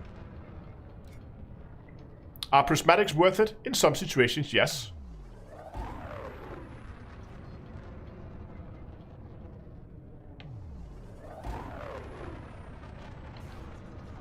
Oh, still have my scanners out. There we go.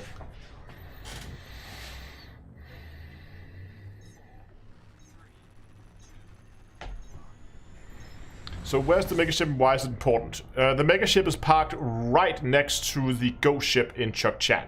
Right next to the Alabaster. Why is it important? Well, I don't know if it is. That's what we're trying to find out.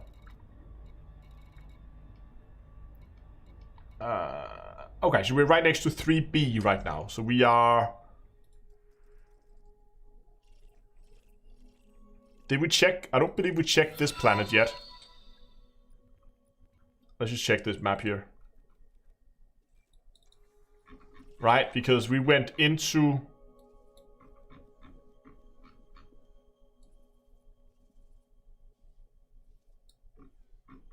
wherever the station is. Oh, right, the station's in here. Right, so we went there, and then we flew out here to 2. So we... No, to 3. Yes, so we flew out to number 3, and we need to go to 2 as well, just to check that out. So... let's go there.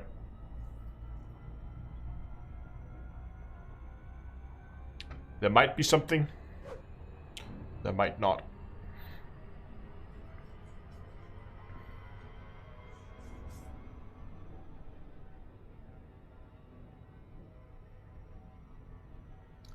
Hello, CB-bit.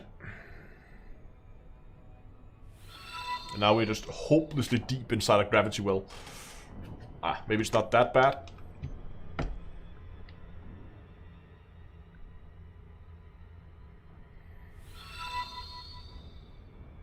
Whee!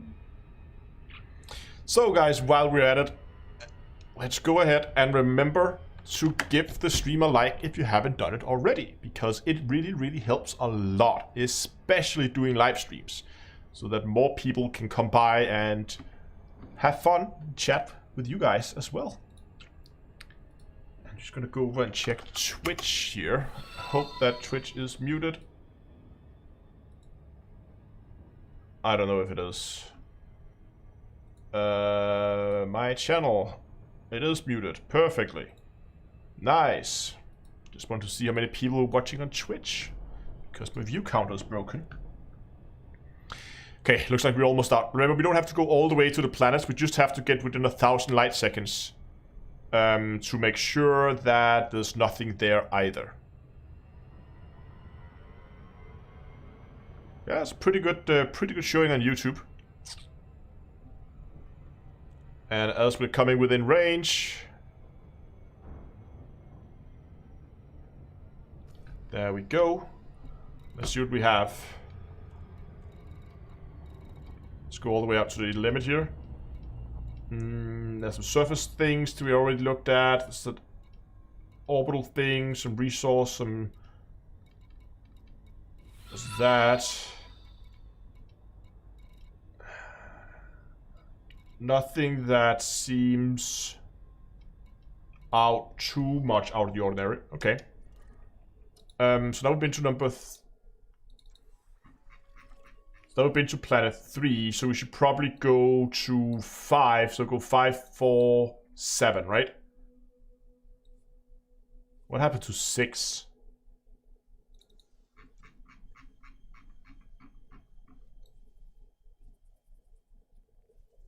That's a weird orbit. But okay. Oh. I don't even... Ah, there's 6. Okay. So 5 and 6. We're going to go out to 5 and 6, then 4. Unless, are we already in range of 4? By any chance? We are in range of 1, 3, 2. Okay, we're so close to 4. Let's just go and do 4.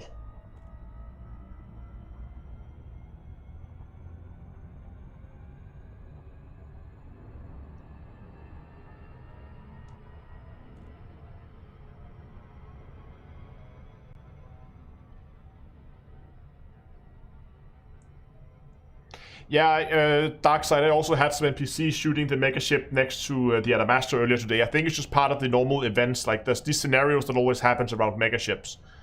They also began shooting me, even though I had done nothing other than just sit there and look.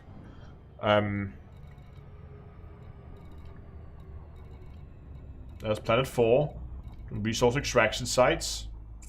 I have a station there. Okay, nothing on 4. Let's get the other map. Let's head to 5 and 6, and that was also where we had the two moons we needed to look at. So let's go out to 5 and 6. We need to dive a little bit deeper into that gravity well. You know what? Maybe we should do that last. No, we're gonna do that. We're gonna do that last because first of all, this one seems to be a lot lighter. And we need to dive into the gravity well on next to 5 and 6 in order to go down to the planets. And I don't want to fly out of the gravity well. Then I would much rather just hyperspace jump out of that well instead of having to manually fly out of it.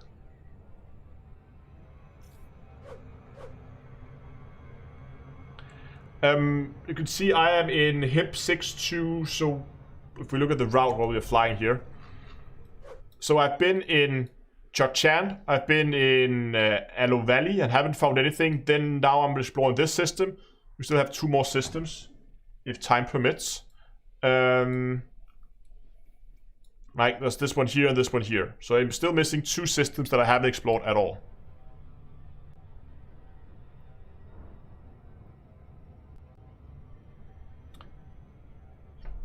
And what are we looking for? We're looking for anything that might be related to the Adamastor.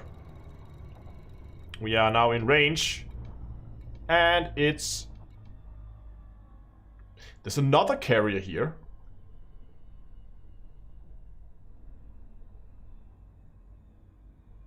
Holding, this is also a hauler.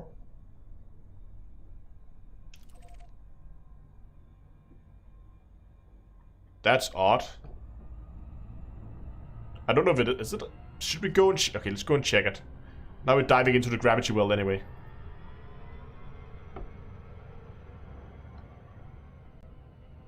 If it just gives us another set of coordinates. Or not set of coordinates, another set of like systems in a flight route. We're not gonna follow those.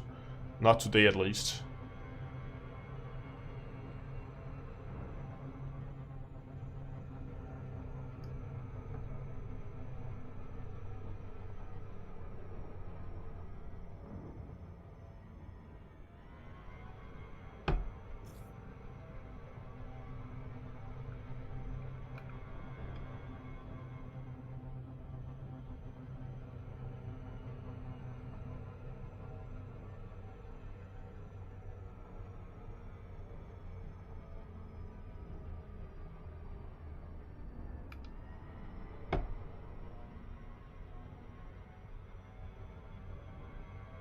This should be good.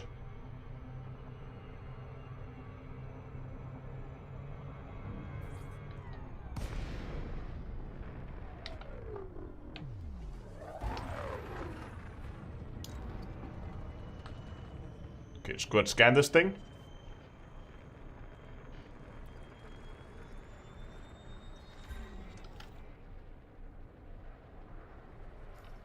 And there should be a comms oblique somewhere.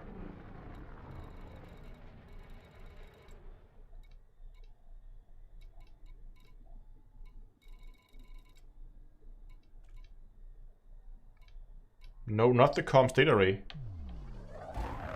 It's not what I'm looking for. Ship lock uplink, there it is. Knew it was here somewhere. Let's get up nice close.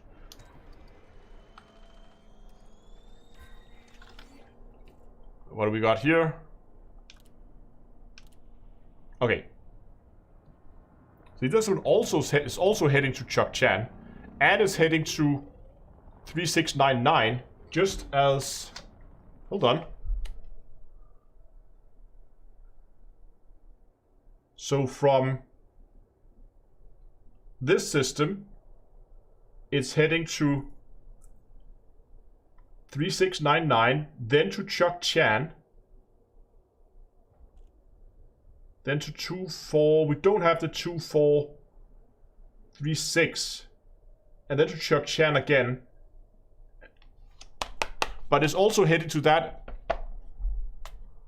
53699 system. No, it's not exactly the same path, but it's close. It's definitely overlapping. So what systems are overlapping here? This system is, Chukchan is, and the 53699 is.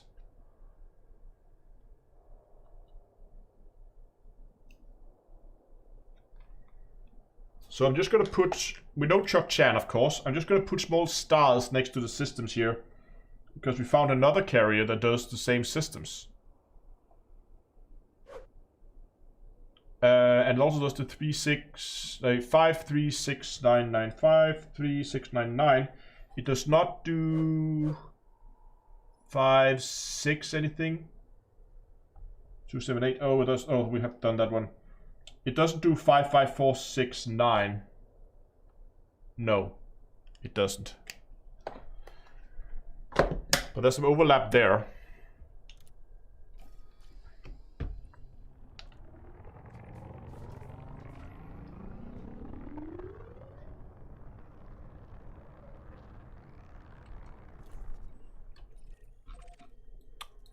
Interesting. Now,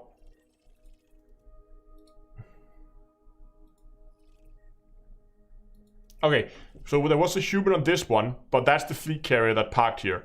But there's a human on this one, and there's no fleet carrier there. Was there a fleet carrier here before? Or is that a new one that's jumped in? Thor's hammer? I'm just gonna map it for good measures. This doesn't take long to map, so let's go.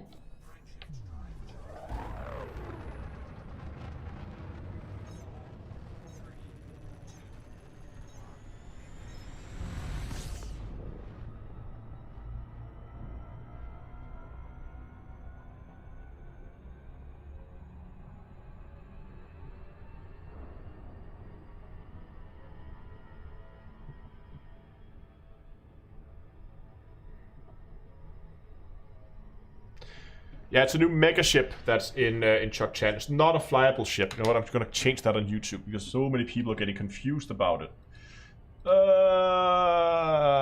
Here we go. Edit stream. New mega ship in Chukchan. Save that. There we go. That should be a little bit better.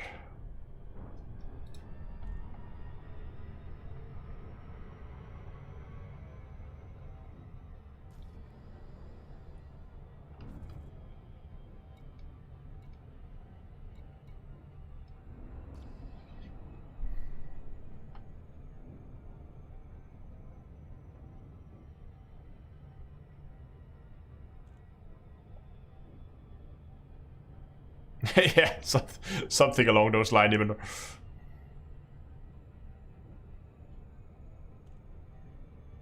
Okay, we're almost in range, at least for watching if there's anything in orbit. Okay, we got some resource extraction sites. We got 2 more installations out here as well. Oh, are those it? Is that what it's referring to? B and C, are those just the installations in orbit? It might be. Or just the installations in orbit.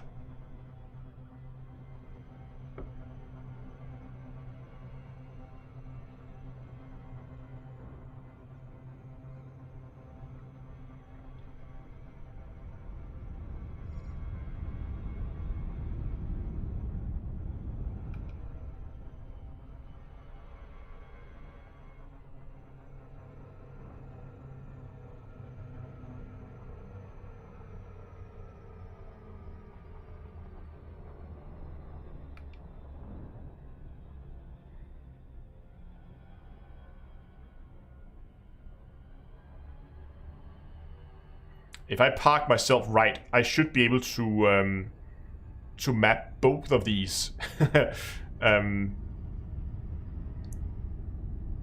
without actually moving.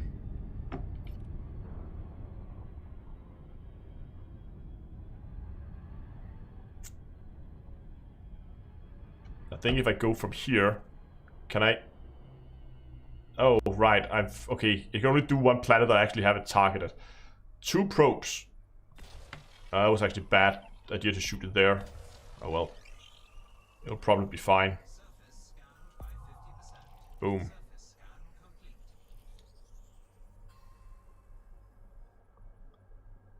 Two human. Oh, notable signals. 21 geological and 2 humans. Okay. Let's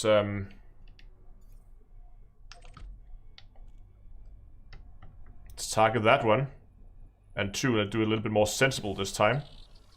Put them like so.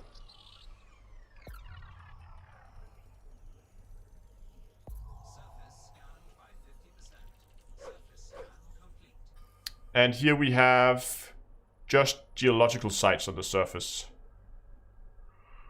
Well, okay. What do we have? Tons and tons of geological sites. And then we have that, which is probably the human one.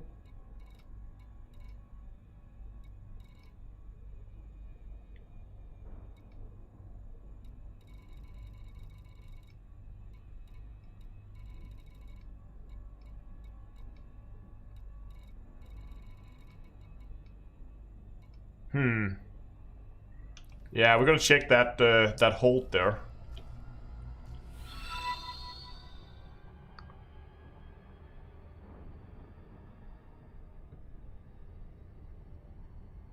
Yeah, so the 2 humans are, one of them is the fleet carrier, and the other one is this one, I think.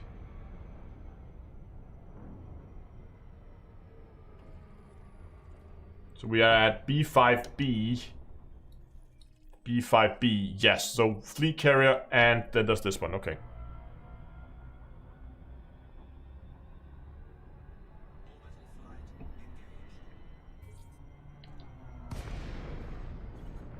A lot smaller than the other one.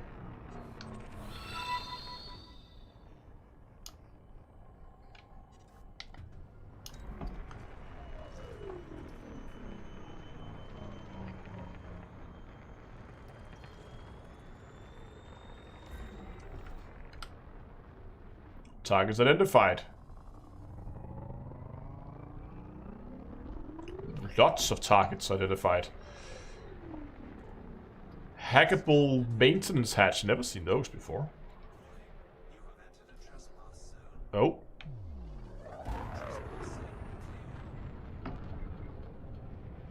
Okay.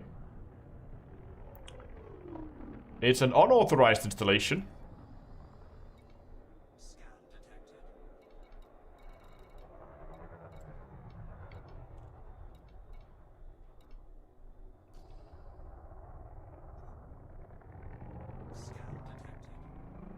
Yeah, so we have a bunch of pirates who are out here to scan me now.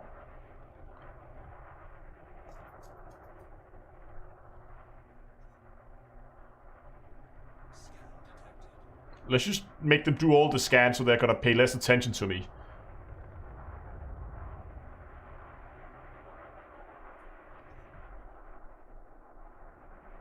Okay, are you all done? Have you all now figured out that I have nothing in my cargo? Everybody's happy?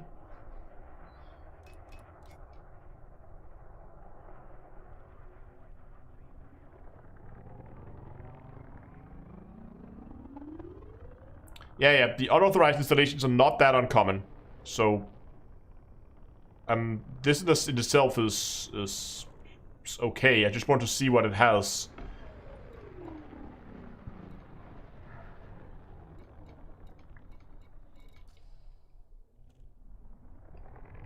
Okay, you know what? I'm pretty fast in this ship, so I'm gonna go with a quick zoom past it and then go into the restriction zone and out the other side here. Just so I can get a better look at what's actually here. Power node piping. Power conduits. Okay. I didn't see anything out of the... I mean, there's some... I never really seen the hackable maintenance hatch, but... in this ship... even though there's just eagles and sidewinders, I don't think there's anything of interest here either.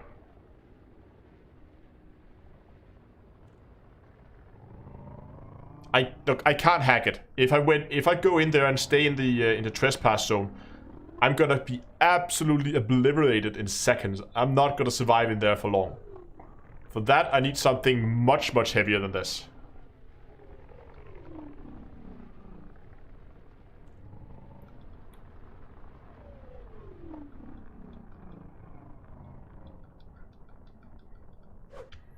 Okay, I think that's pretty much all there was in this system, but I want to just go...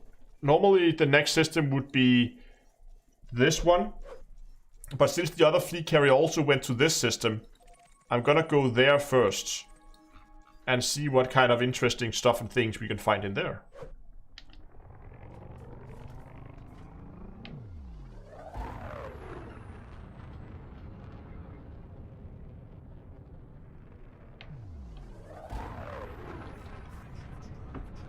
You can jump from inside the trespass zone. Nope. You get mass locked, of course you do.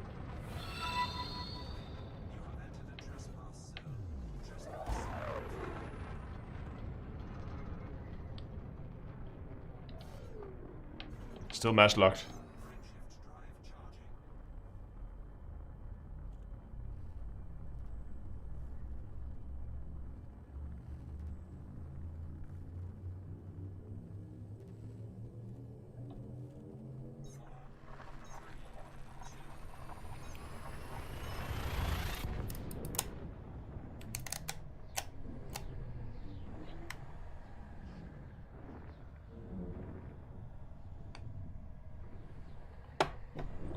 So let's see what we got. Let's get our discovery scanner.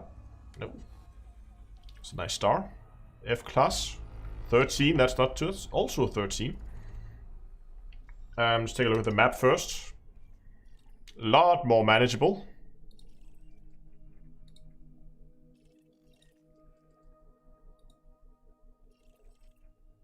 One human, that's the fleet carrier there.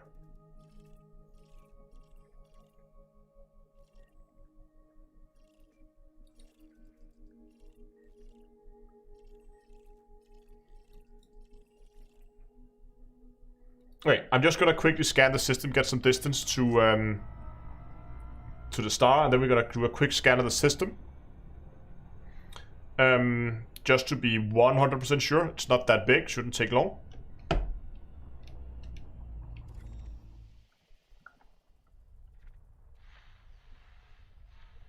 That's a signal source, degraded emission. That's another signal source, I saw something down here. There. That's a planet. It's many planets.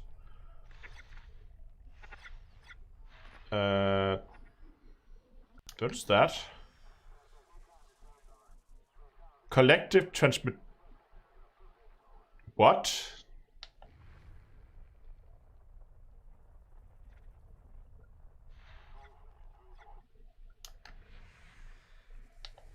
That was a station. Nope, never seen those before.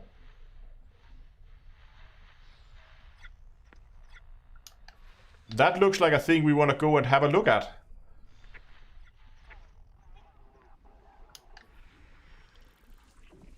Oh, look at that. Now that we scan it, it says 3 human. And this one is landable. So we also gotta go there.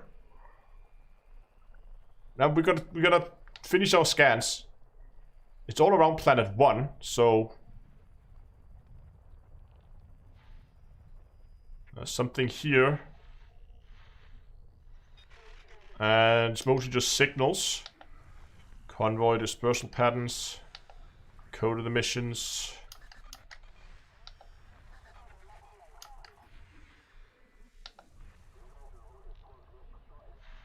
There's also some planets in this area. It's a gas giant. And a bunch of moons would be my guess.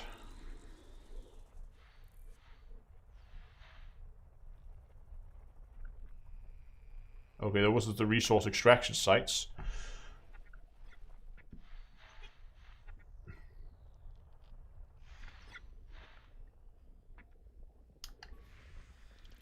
Nothing on that one. Nothing on that one. Nothing there. Nothing there. Oops. And if I could actually click the right button, it will also be a lot quicker. I can't remember, did I set this up for mouse? No, I didn't set this up for mouse controls.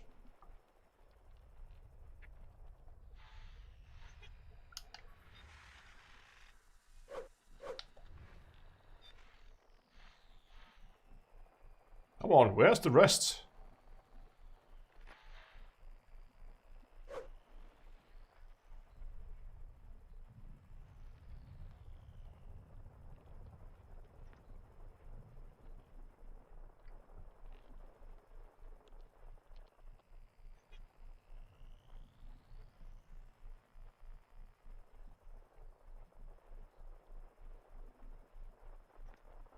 Yeah, it should be another gas giant.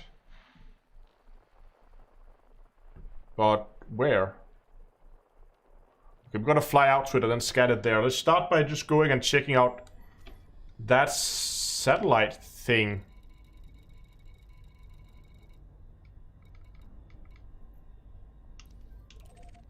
It's listed here as... That looks like it's like an outpost. Like an installation. But that would be a very big satellite. Still technically a satellite.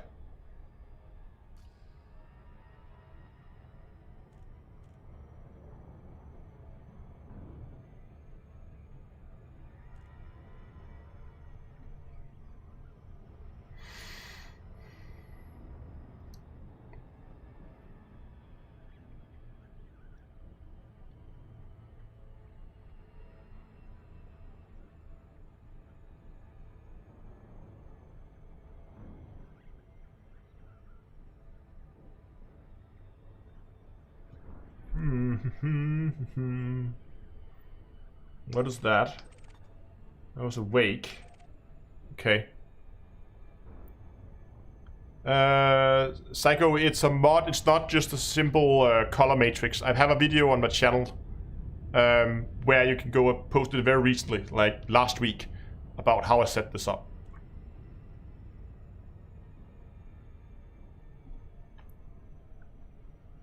Yeah, it was a pretty planet.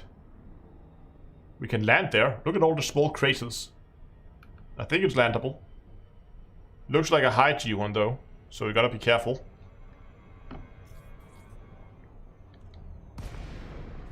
Nope, it is an installation of some sort. quite small one. That's a beluga.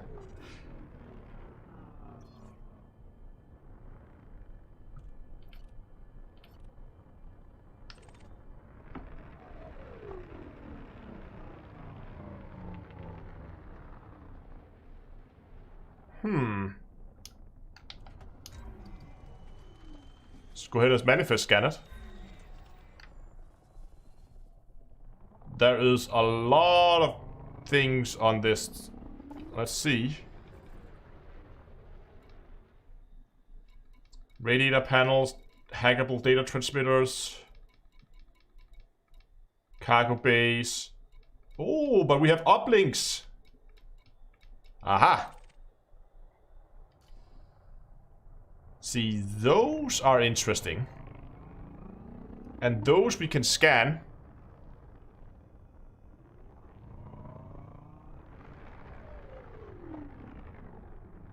Probably without getting shot at.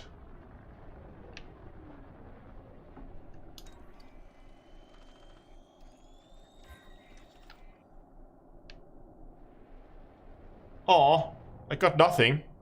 Scan completed, upload data downloaded.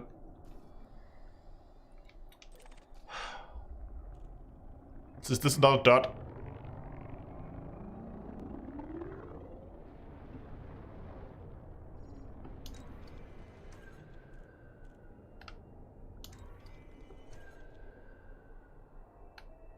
Upload. Okay, we already accessed it.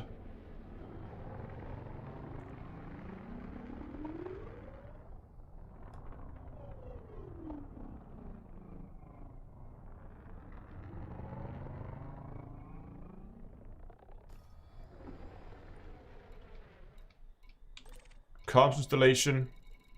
Other than that, we just have the normal hackable data transmitters. It just gives us a bit of data. Like engineer data, but that's about it. Disappointed. Exactly.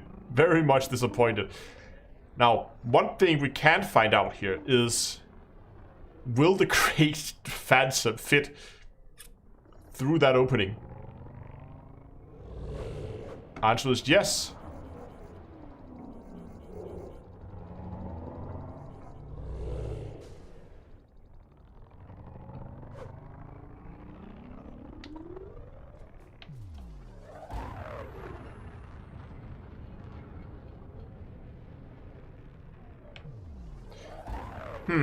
Well, that could have been funny if there was anything there, but those were just empty.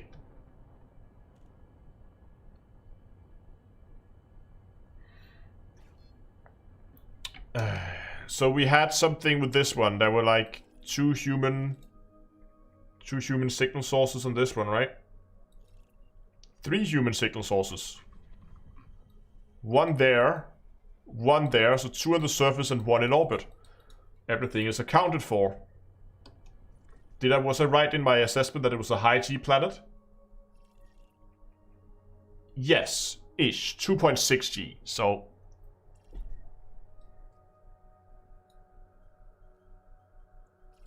And we agreed that none of the other ones had anything. Other than the fact that I never actually found that planet in my exploration thingy magic.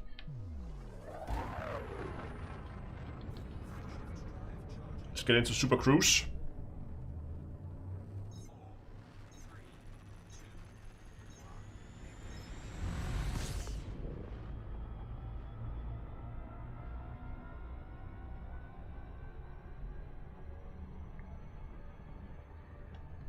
Now I should be able to just go into FSS mode. It should be right here in front of us. So let's go and...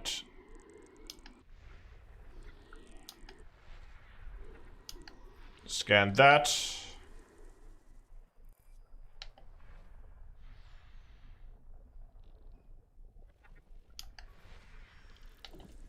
Just for good measures, we will scan all them things.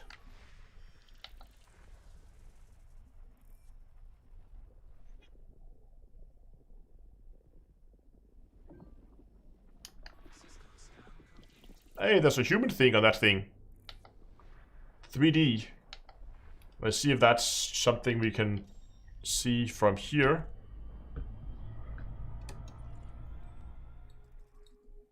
A, B, C, D. Yeah, okay. So there's a thing there.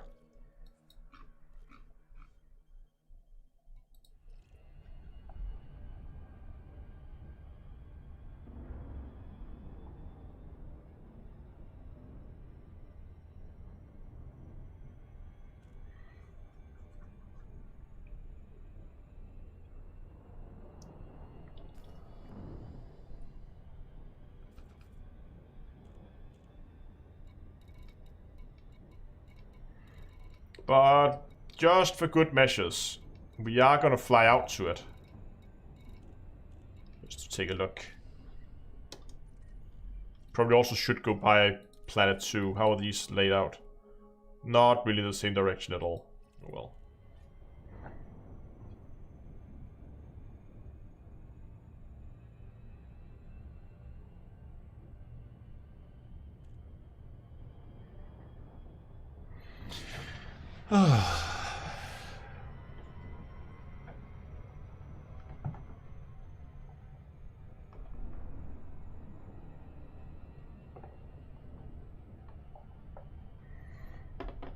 We just need to be within 1,000. I think that should be sufficient, so we can just check if there's anything in orbit that we need to go and check.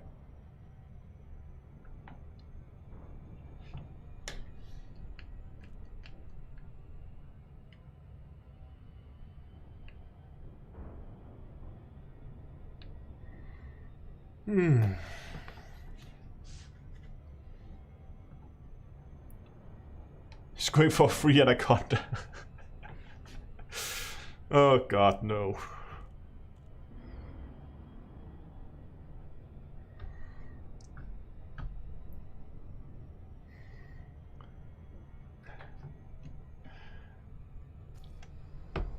Okay, let's see what we got. We got... nothing at all.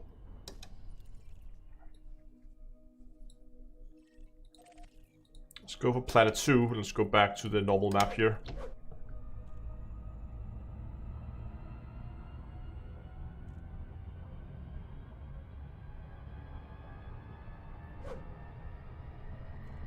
But luckily now we're not in the gravity well, so... Signal source. Anaconda.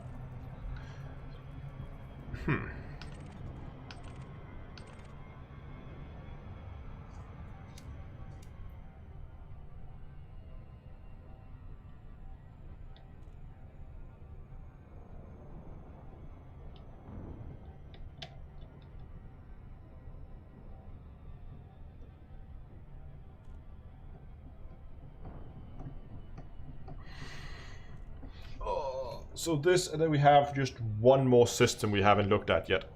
And if there's nothing there, I'm beginning to feel like that this megaship might just be randomly showing up right next to the Edda Master.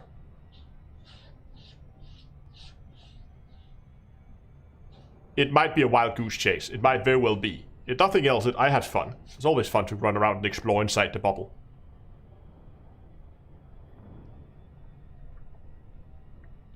Okay, we are in range. Lots and lots of resource extraction sites, but nothing else of interest. Okay, moving on. Next system.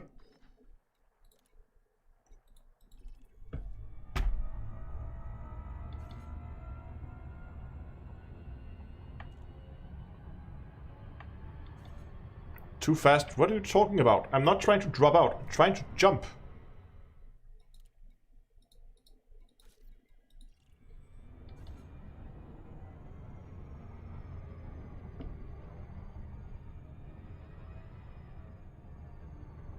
What is wrong with you, stupid ship? I have plenty of fuel.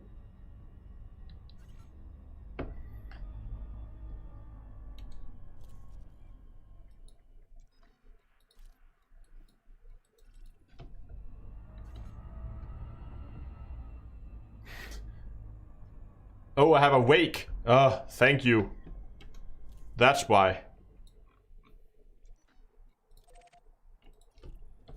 There we go. Thank you.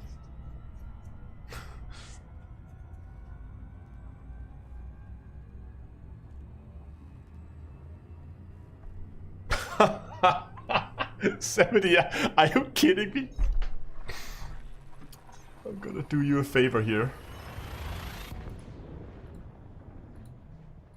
If I can.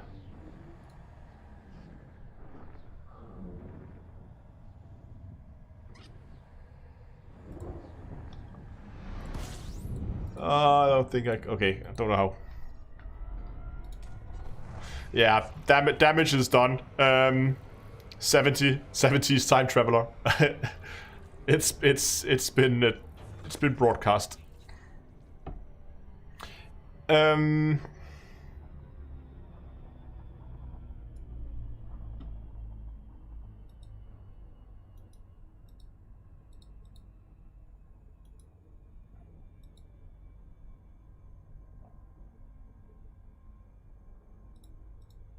I don't know why this is being so weird.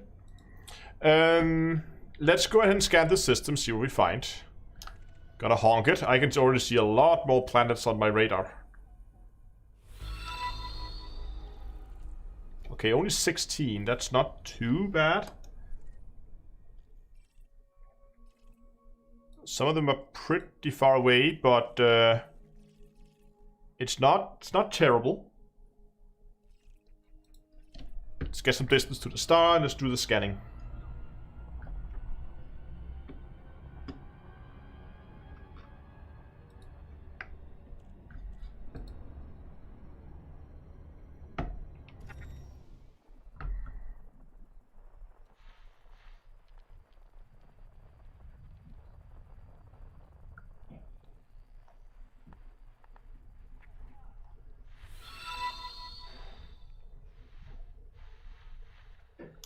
Signal source.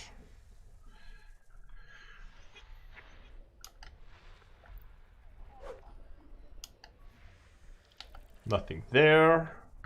Found the station. Another signal source.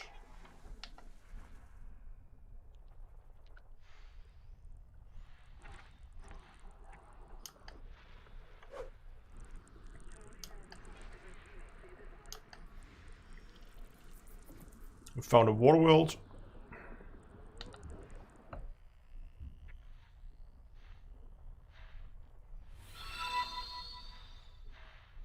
What is this? Is this a signal source? It is, okay. Distress call.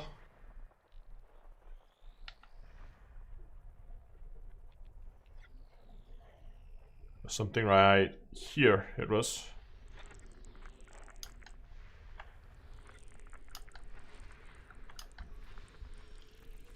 There's one on that one. I guess the rest of these are just more signal sources. Yeah.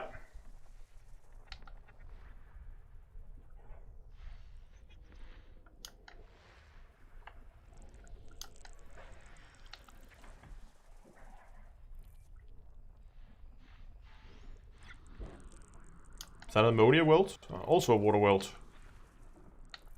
Two of those. Now we're down close to the B star.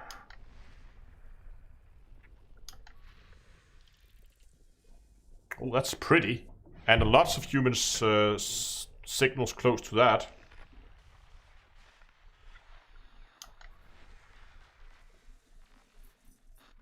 Yeah, thanks for dropping by, Iminer. There's a lot of fighting going on in this system.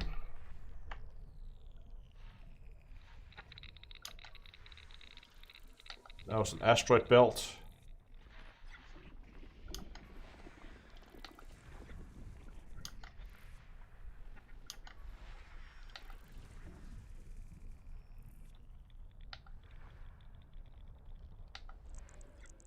Oh, there was one thing. There's more things out here, okay.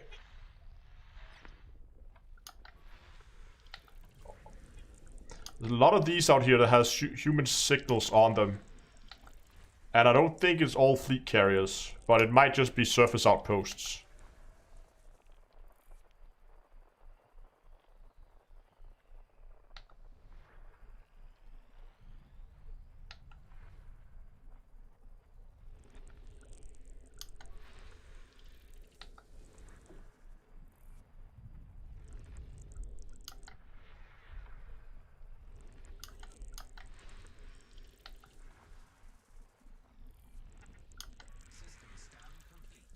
Okay.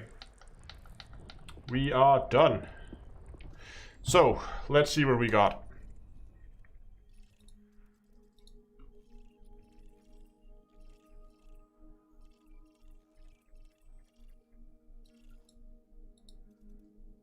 This one has some geological sites on it.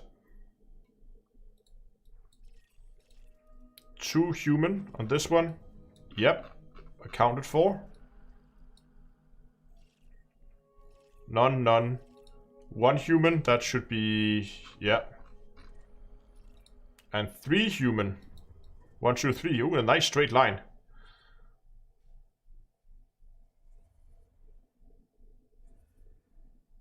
Yeah.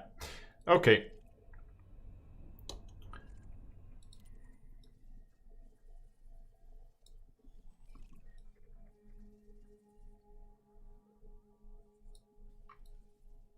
Let's start by flying out to planet 3. Because right now we have planets 1, 2, and 4 in range. Yeah, 1, 2, and 4 is in range. So let's head out to 3. And we had nothing of interest. Nope. Now we have planet 3 in range. And there is nothing there. So let's go out towards planet 6. And then we should get 5 and 7 on the way. We're just following the fleet, the mega ship that parked itself right next to the Adamastor and see where it's been and where it's going. See if there's anything there.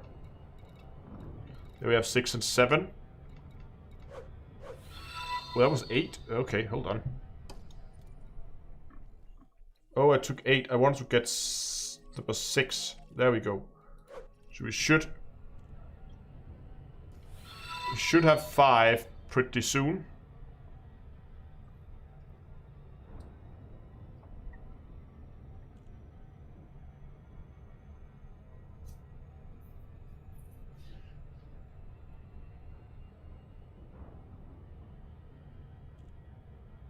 Maybe not. Did we just miss planet 5?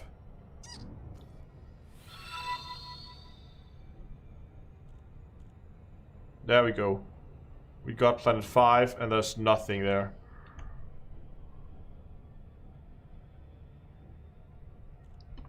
And we have 6.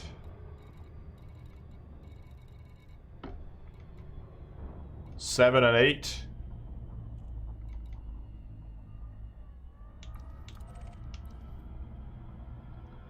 Fax node installation, another installation. I guess we have to go and check it.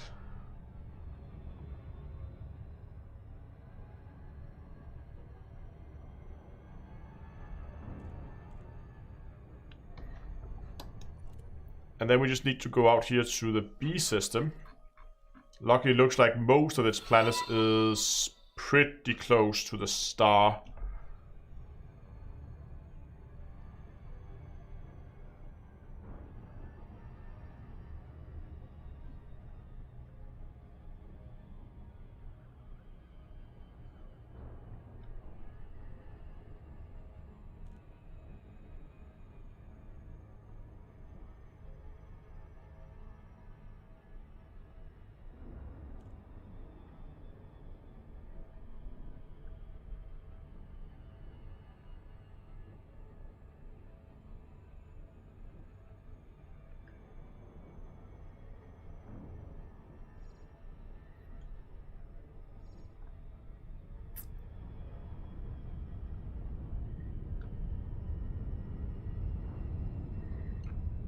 Oh, this is not going to be a fun gravity well to get out of.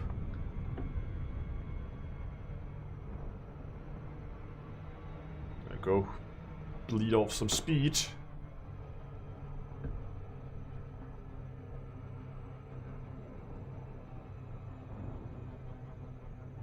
Yeah, I might dived a little bit too far into that gravity well there.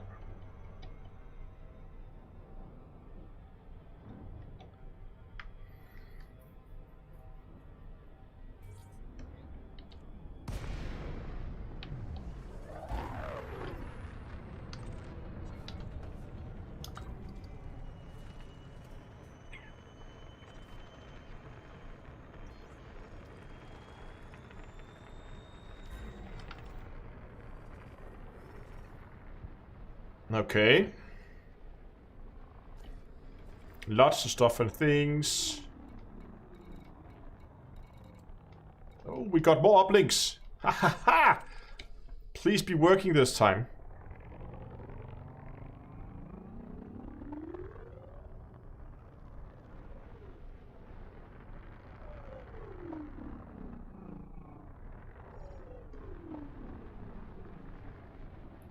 Please don't be broken.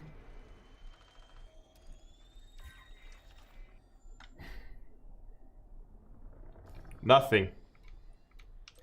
And my guess would be scanning the next one gives me a... Oh, you've already scanned this one because we scanned one, so we scanned all of them.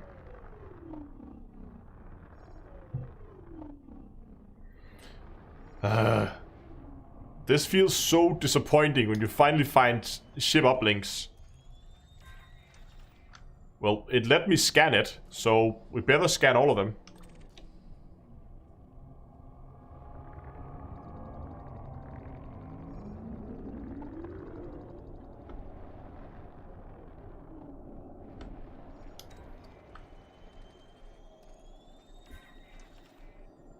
Nothing.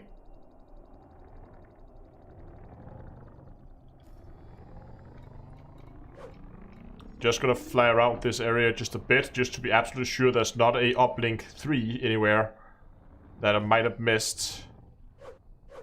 But it seems not.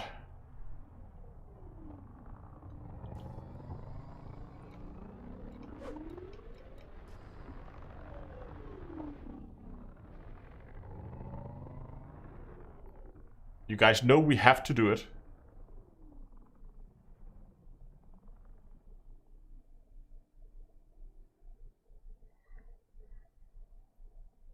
Like, there it goes. This one evening I decided not to play Elite Dangerous and go to bed early. Shouldn't have gone with it, just one video on YouTube. Yeah, and here we are, 2.5 hours in. I'm not sure about boosting. We can boost out. I need space to rotate the ship like this. Ow. Oh, okay, I made a mess of that.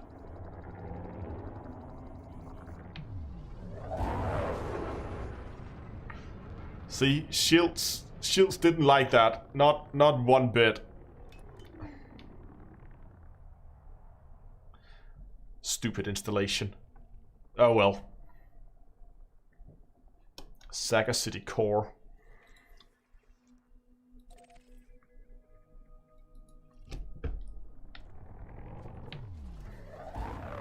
Good enough. Yeah, exactly.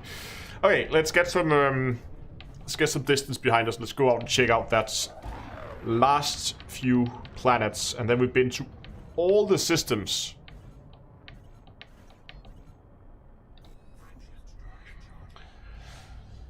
Why do those tunnels exist anyway? Because they're fun to fly in. Yeah, okay. Was there a question related to the ship uplinks?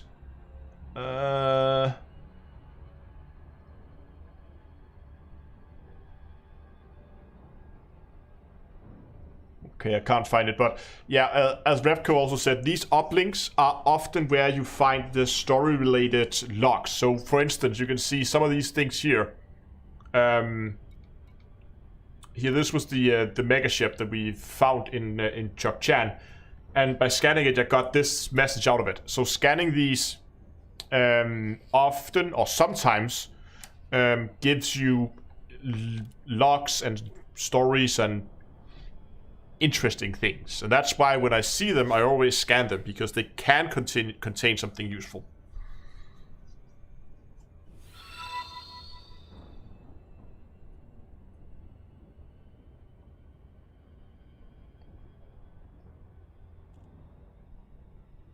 Maybe push the data somewhere else. Do I have like a USB key in my cargo hold? No. But I do get all these data point intels. And apparently I got a fine for something.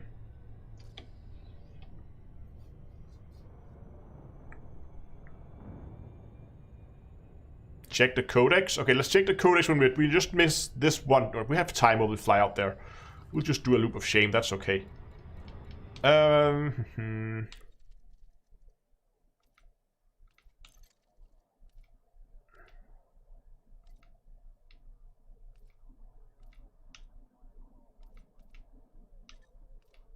Tourist beacons.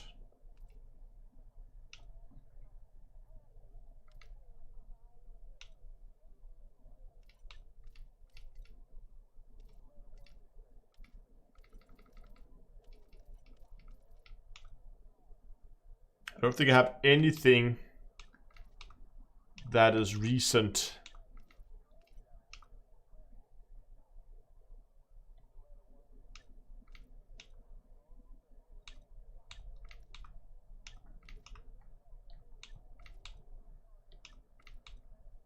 No.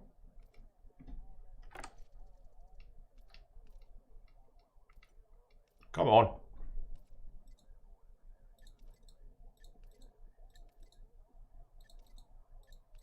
It's all from 18 and 17. Oh well.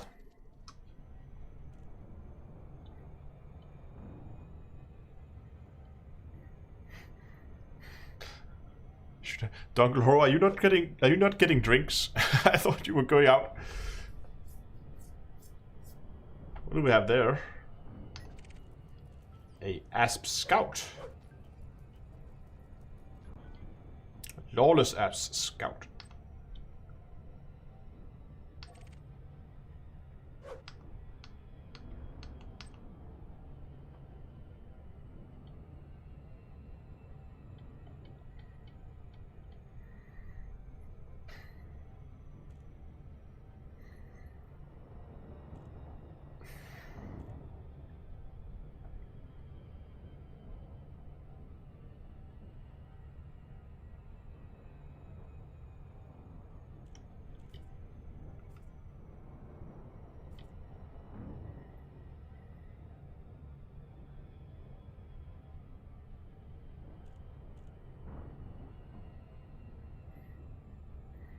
Yeah, I haven't. It was the one out in the Witchet. You notice the community event that I haven't collected. That one, right? I think that's the one out in. Yeah, that's the one out in the Witchet, and I haven't gone out to collect it. I don't know if I want to fly all the way to the Witchet for 6 million credits. I could jump my fleet carrier there. That will make it easier.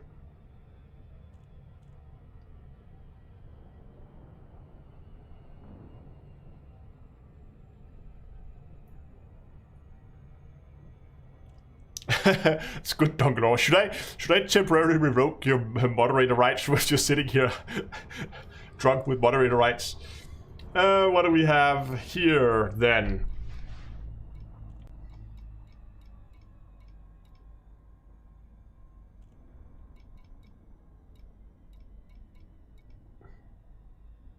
Okay, nothing of interest. Only the installations we already found.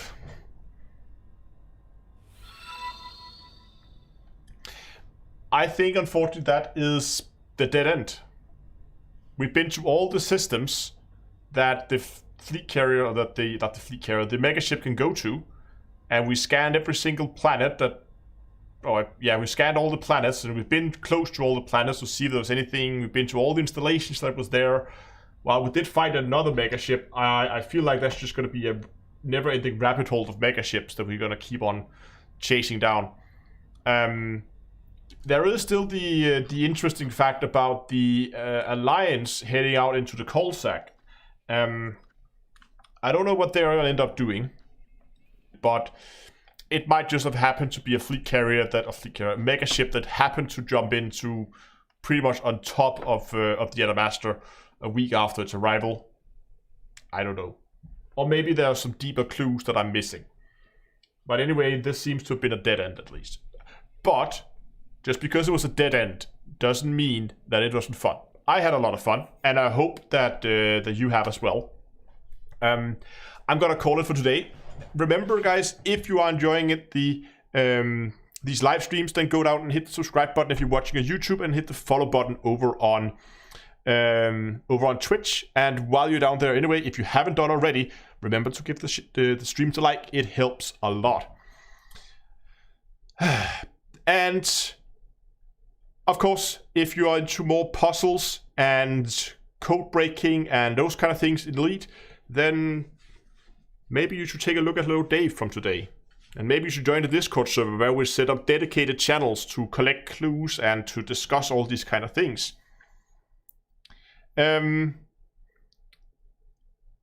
So yeah, I hope I'll see a lot of you guys on Discord.